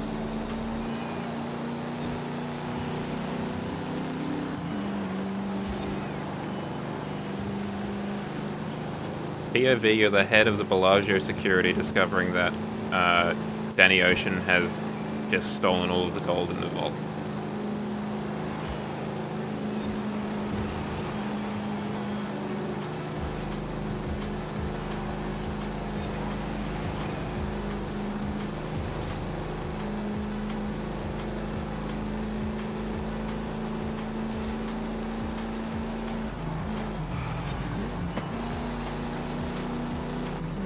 I mean, it is top tier.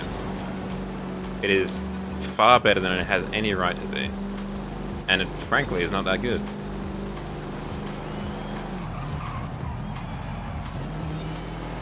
But it's good enough that it's not terrible.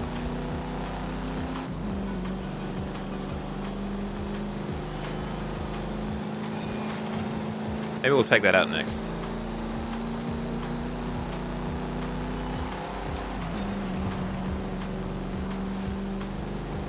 If I ever figure out how to do a subathon, I'll have to add ASMR to the sub goals, because it sounds like there'd be plenty of takers.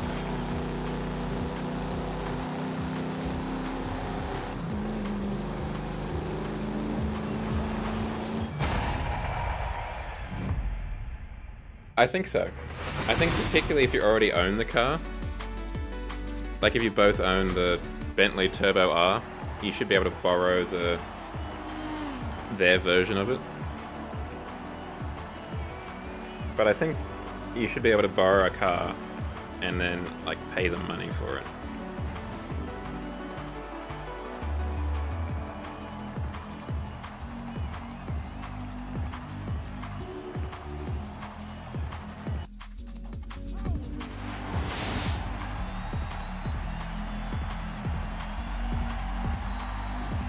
Yeah.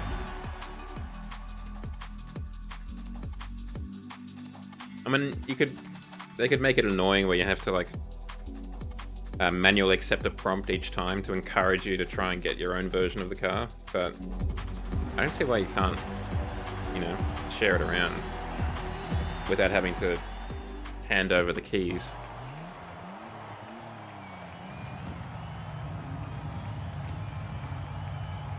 Yeah. Oh, hell yeah. Horizon Mexico Circuit. Let's go. The best.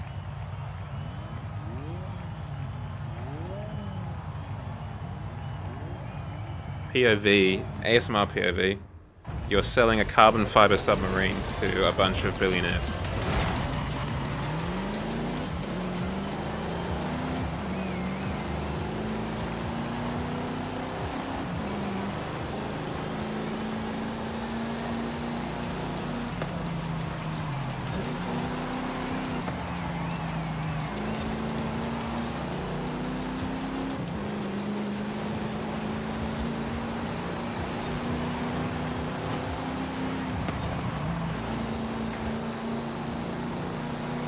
Mustang, let's drive in a straight line, please.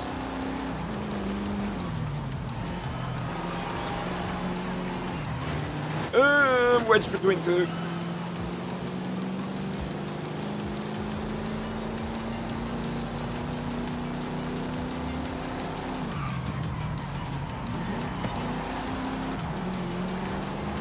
ASMR POV, yeah, I'm in a Saw film, but the main character is wearing a fursuit. I mean, the main villain is wearing a fursuit. Still riding a tricycle, though.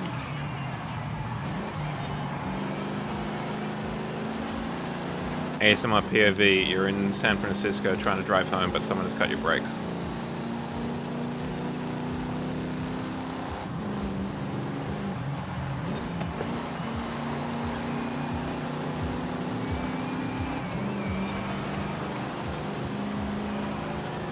ASMR POV, you're getting told by the Don to take out a hit.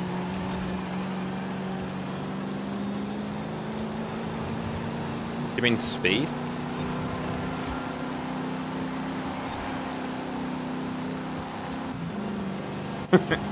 That's the only one I can think of with like a no brakes kind of scenario.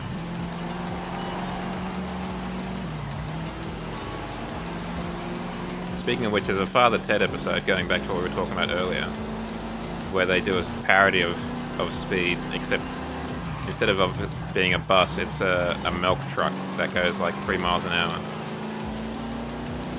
But they still can't stop it.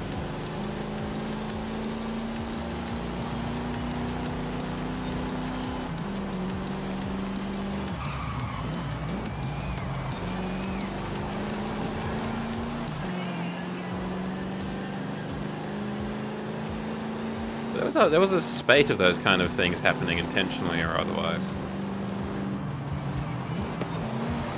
Like, there was Toyota, right? That had a bad run of having the accelerator getting stuck, I think. Thank you, collision detection. Very cool.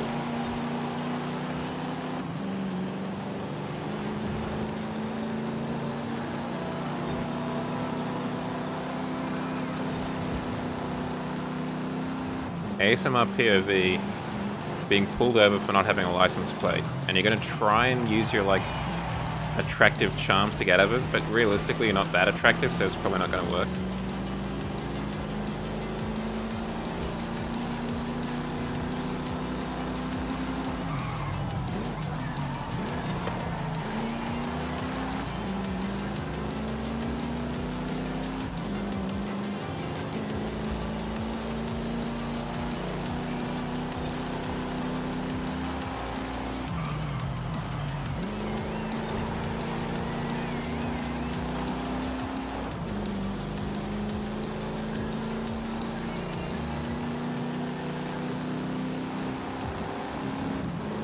I mean, that kind of film, like a, you know, barreling down the highway kind of film, would be relatively cheap to make, in that you basically just need a car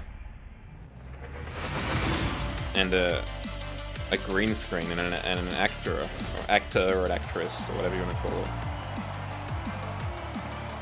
You wouldn't necessarily need a huge amount of sets.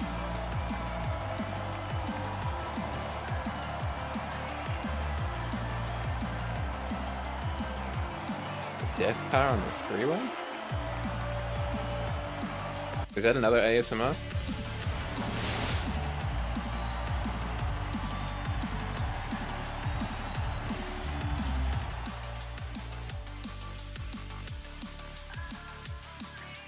Those old made-for-TV films were great, in some respects. Like, they really swung for the fences with some of them, right? Even though they had, like, no budget.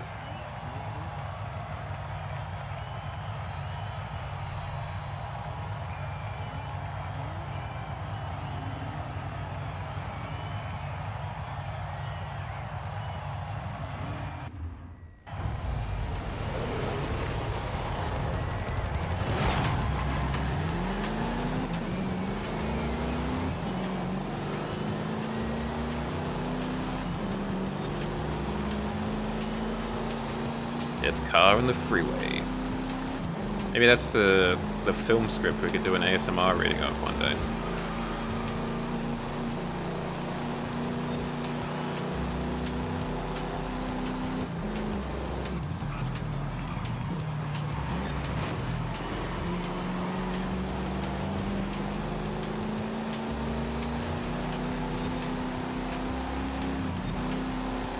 Yeah, like you say, late night TV gets pretty wild in terms of what's on. Not necessarily because it's like particularly raunchy or whatever, but it's just the stuff that is at the bottom of the barrel that just happened to be bundled with like the Pirates of the Caribbean when they bought it. They also got, hey, do you want Death Freeway Race or whatever? Yeah, sure. Why not? Some schmuck at 2 AM will have a look at it.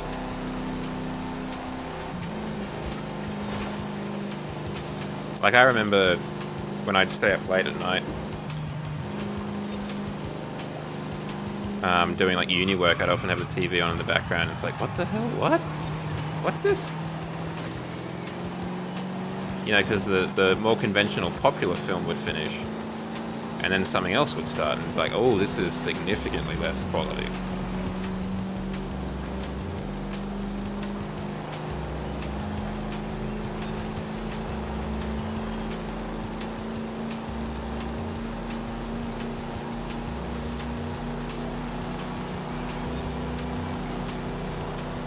ASMR POV, used car salesman who's desperate to sell you this car. His wedding is like riding on it. Oh yeah, I think the horror channel is probably one of the few ones where it might actually work. Because there is such a almost like cult scene for bad horror films.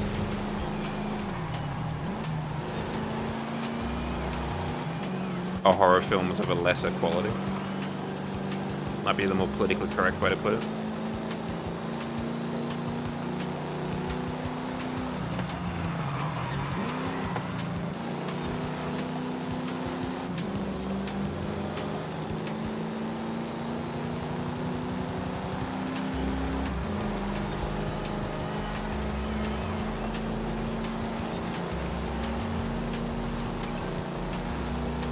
What was that to? Not to me. That's better.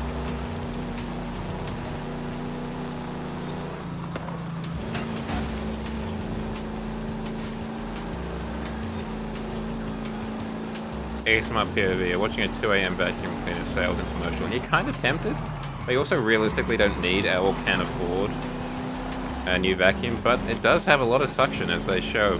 That bowling ball can't be light, and they are picking it up with it.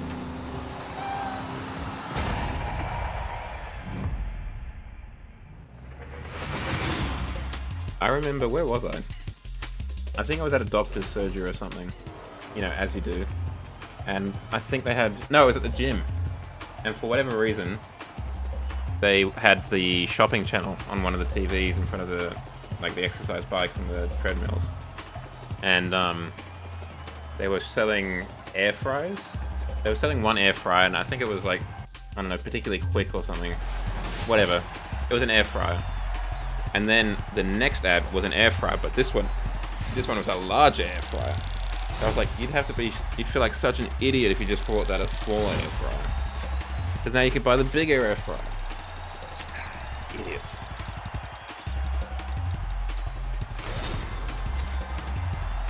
I think actually we might be onto something though. There might be an ASMR niche for reading out the transcripts of old infomercials. You know, there's got to be a better way. That kind of stuff. Let's get in this caddy. Let's take Rebecca to the prom. Have you ever XYZ? Well, now, thanks to Jow Industries, you can pour orange juice like a normal adult without spilling it everywhere, like the failure you are. There we go. Let's go to the prom.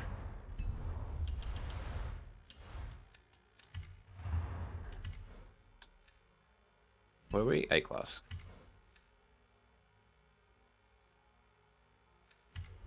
Pull now. Hi, I'm Billy Mays. Yeah. Billy Mays here for the NutriBullet. Or everyone's favorite for a couple of months there,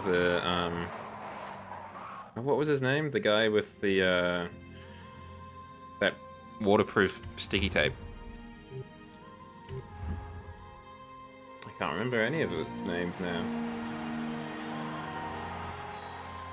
Phil Swift with Phil Swift with what was it called again? What was the product? Phil Swift for the life of me I can't think of it. Everything alright there, champ? It wasn't Mighty Seal, I don't think. Was it? Hold on. This is gonna Phil Swift Flex tape. Flex tape. That's what it was.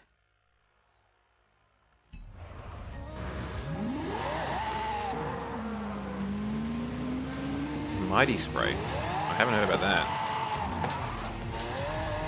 You know, I saw a boat in half and put it back together with the power of Flex tape.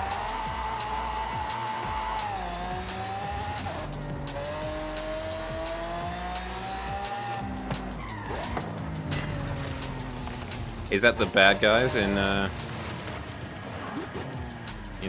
Pacific Rim universe?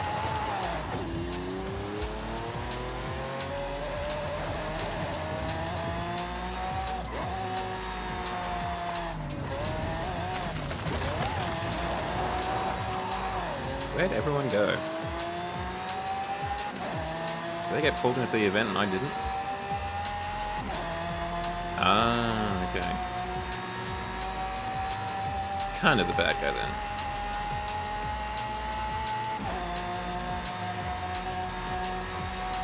Ron Perlman? That sounds right. He does a lot of voice acting work I discovered recently.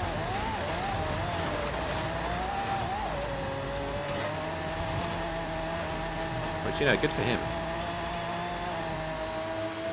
He seems like a pretty stand-up guy. Yeah, he was Beauty and the Beast, right? He was the Beast.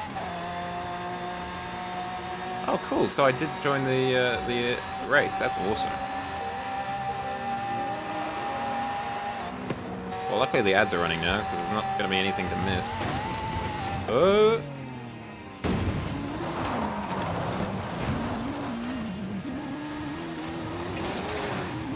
To show you the power of Flex Tape, I saw the Titanic in half.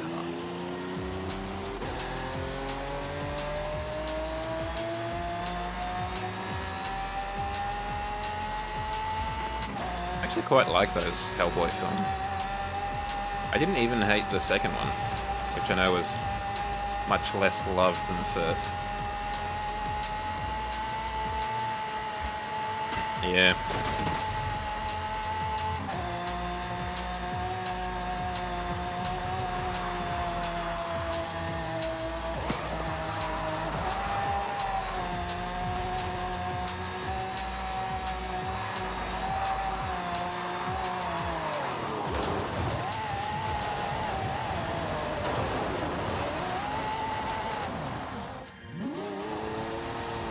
Yeah, the amount of stuff that they show being vacuumed up from the carpet is like, damn. I think maybe we need to spend some money on like seeing a psychologist first.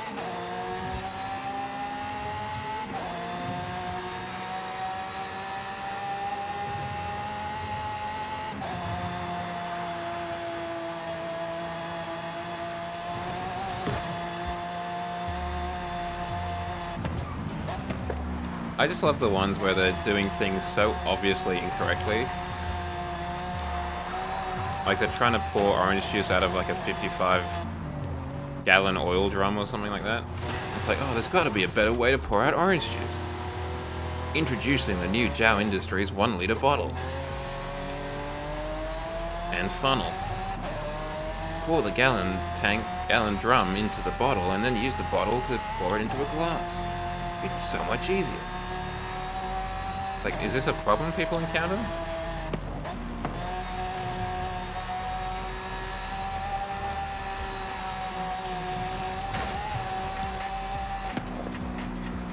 I think what they should do instead is have me sandwiched between the things and have the steamroller run over it.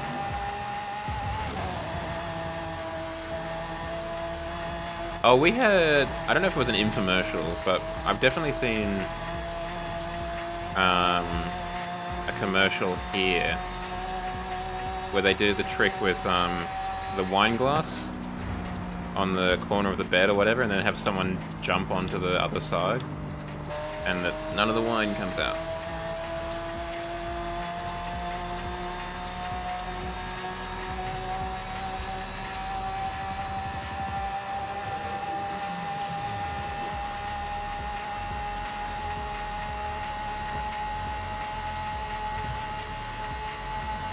Welcome back, Wasabi. Meow to you too. And to you as well, inadequate, of course. A cordial meow, tips hat.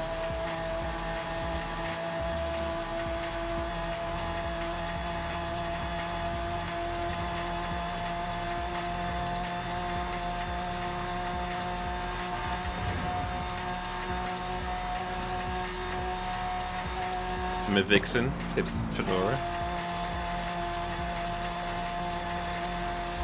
That could be a nice emote, actually. If I ever get around to somehow drawing some emotes.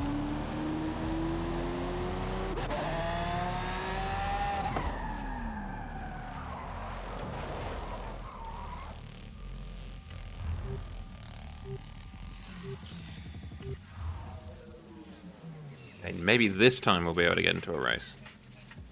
Fingers crossed. A boop has occurred. I will inform the press gallery.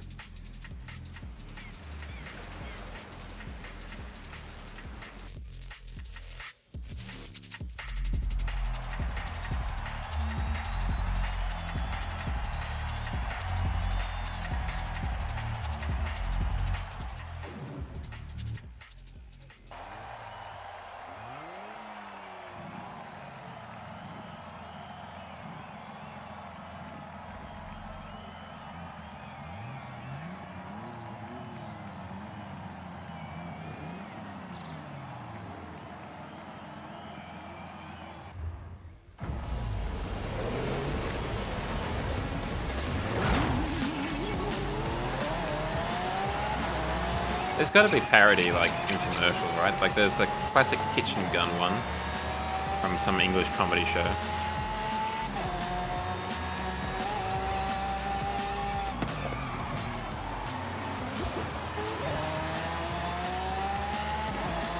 Big Bill Hells, yeah.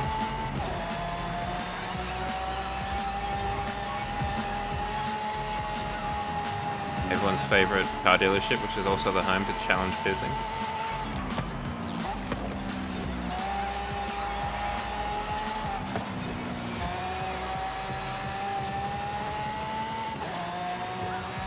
Is that a statement of personal preference, Wasabi, or is that another infomercial?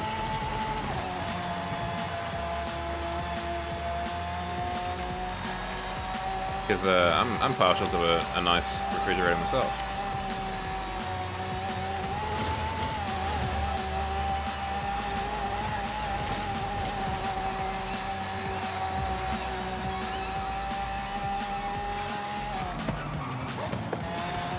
Oh, bollocks.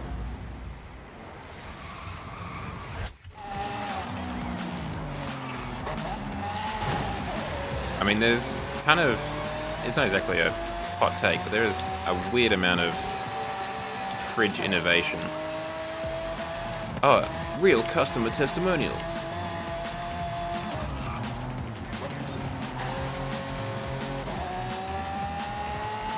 I think my most recent exposure outside of those air frying ads that I saw at the gym to infomercials has been through like YouTubers taking the piss out of them.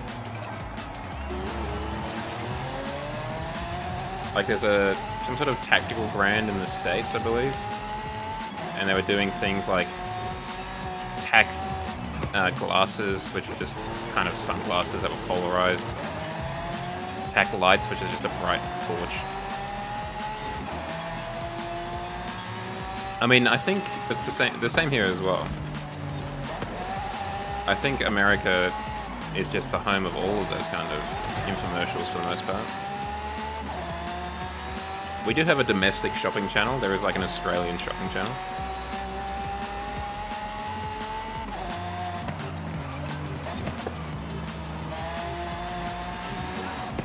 Static Shock. What is Static Shock, Simon? It does sound vaguely familiar. But sell it to me. Oh, Batman Beyond. I mean, that's a classic.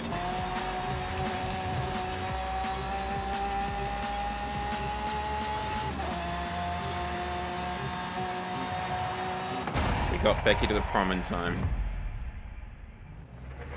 Smells like a Cheshire Cat on a CrossFit machine.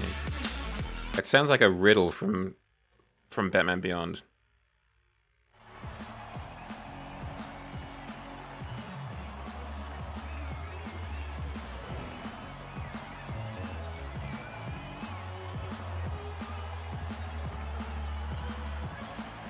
Oh, maybe that's... I think he was in Young Justice.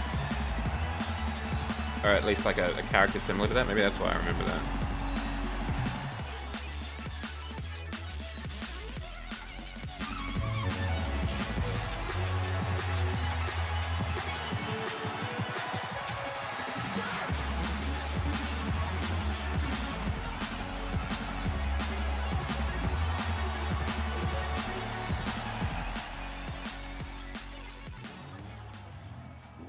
Well, it may have been on CN in the UK.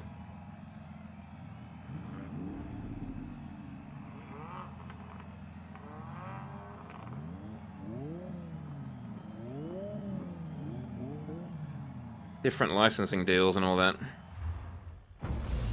Ulysses 31, is that some sort of... Is that like actually about Ulysses? Like the Odyssey and stuff like that, or is it something else? Oh wait, is it that anime about the Odyssey?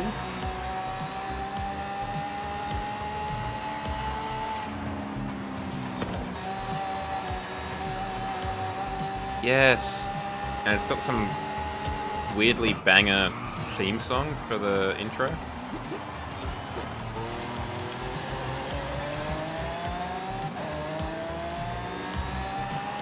Yeah, I don't know how I know about this, but I have heard of this somehow. I've never seen it, but I think I've heard part of the theme song, and that's all I know. It was a weirdly a banger.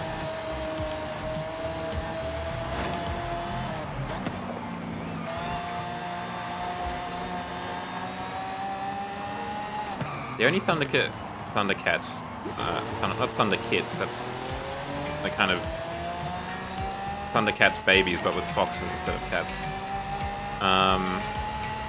I've seen was the reboot in like the late 2000s, early 2010s, and I did enjoy the bits I saw of that. Okay, I retract my previous statement.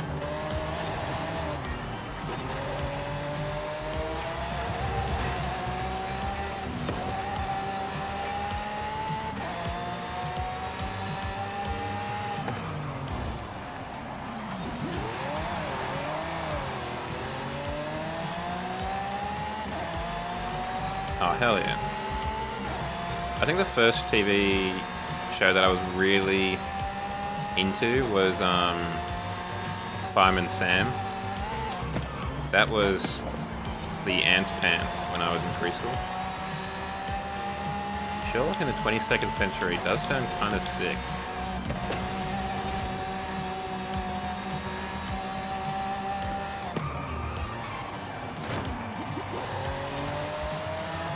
That's He-Man, right? Master of the Universe?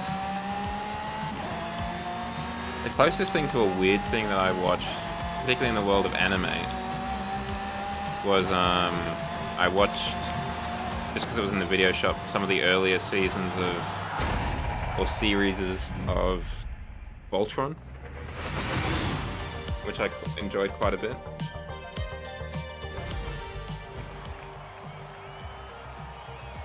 Well, strictly wasn't Transformers also created for the toy line?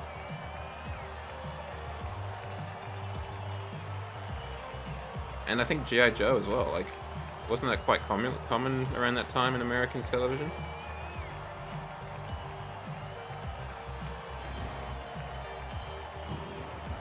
Because I feel like Transformers was the first one. And then everyone else was like, well, now hold on a second. This seems like a good idea.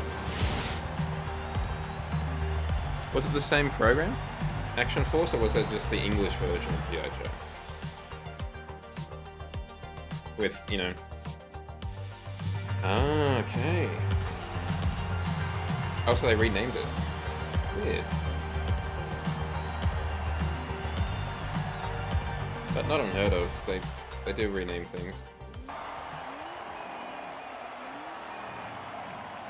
Action Force does have it is a lot more kind of like kid action oriented, kind of like Power Rangers. And the closest thing I have to Action Force is we had Action Man. I think I was the last generation with Action Man. I think he died after I left childhood.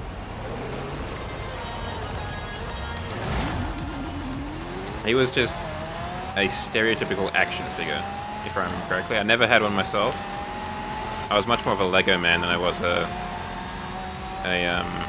action figure or doll man.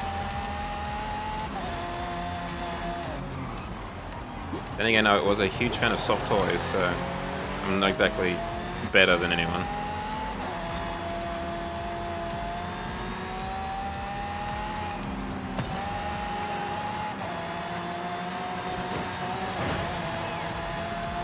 I'm trying to say sorry, but I'm also crashing.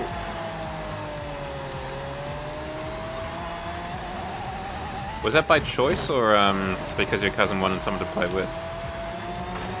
No judgment, just out of curiosity. Bruh, really? You're gonna try and stop me from getting Becky to the prom?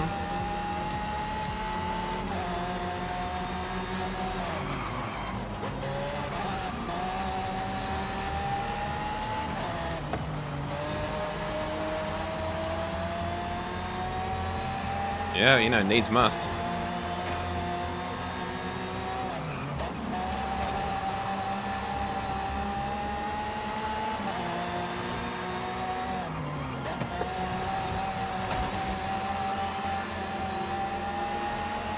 Yeah, I remember we went to a lunch with someone from church, and she was an old lady, like a grandma, you know, not exactly one that had toys around the house, so me and my brother just ended up making a city out of a set of dominoes.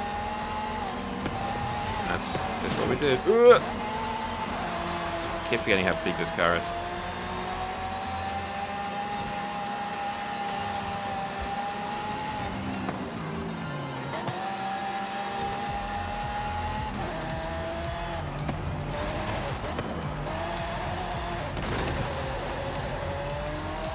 But I imagine the creators saw you coming.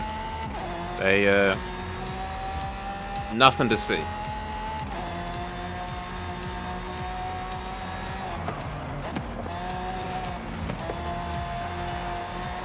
think my mum had a Cindy doll or something like that. She didn't have a Barbie. She had the English version. I can't remember if it was called Cindy or something else.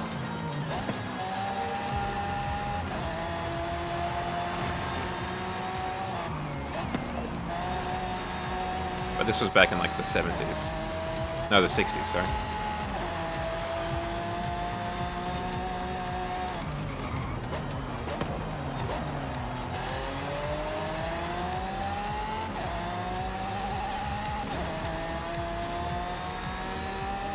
I don't think we ever had any dolls or action figures actually in our household, really. We had... My brother had a brief moment with, what are they called? Like action heroes? Where they were kind of like they were kind of like the G.I. Joe equivalent of civil services. So it was like a muscly construction worker with a excavator arm or something like that, and a cop and a firefighter and all that kind of stuff.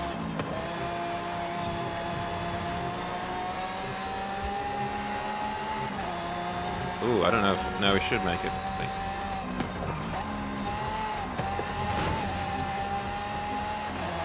Yeah, we made it. No worries. Not even no sweat. Zero sweat.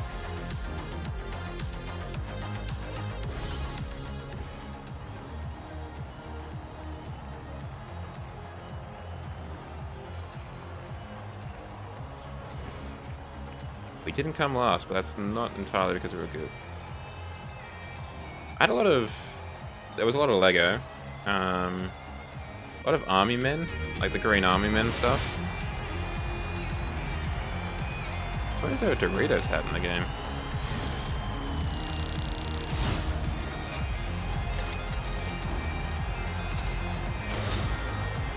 I did at one point have a space version of the army men. It was like a bunch of astronauts and stuff.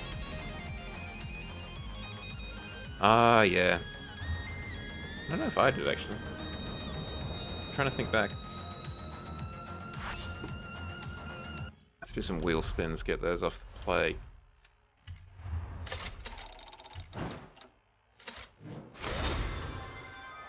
Sure, why not?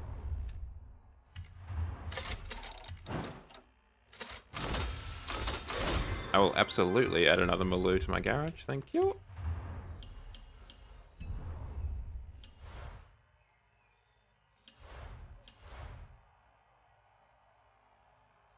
Ah, classic. Classic. One of the school that we went to had a fete every winter for the first match of the rugby, and at one of them we picked up a really quite impressive Hot Wheels track from like the 90s, and that was pretty sick.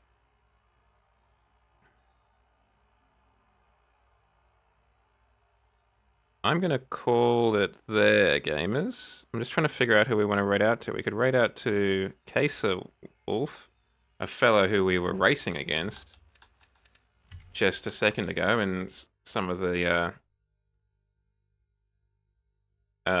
Drivatar races, or Kusaki, who's currently playing Roblox. It's a tough call. Both very fine choices.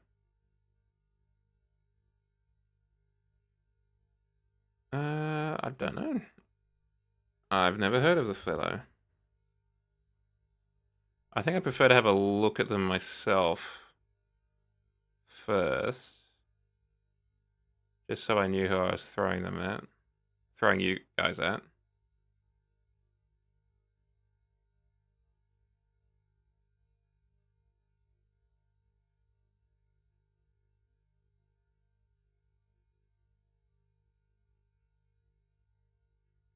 We raided Kesa last time. Let's raid Kusaki.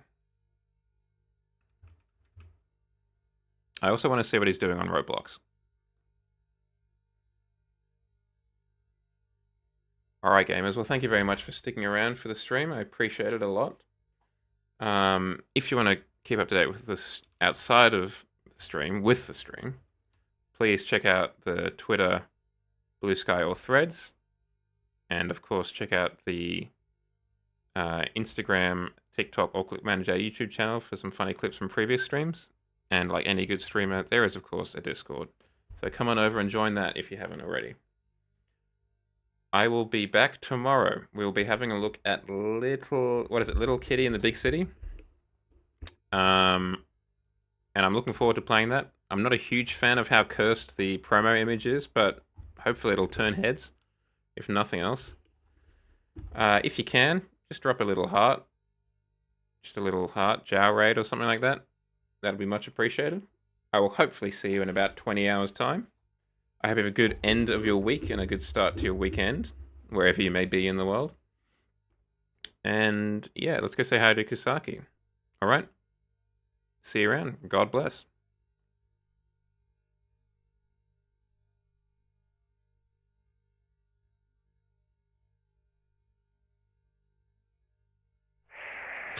Ciao. It's just not a good time to. Hi, Ciao. Oh dear. Oh no. What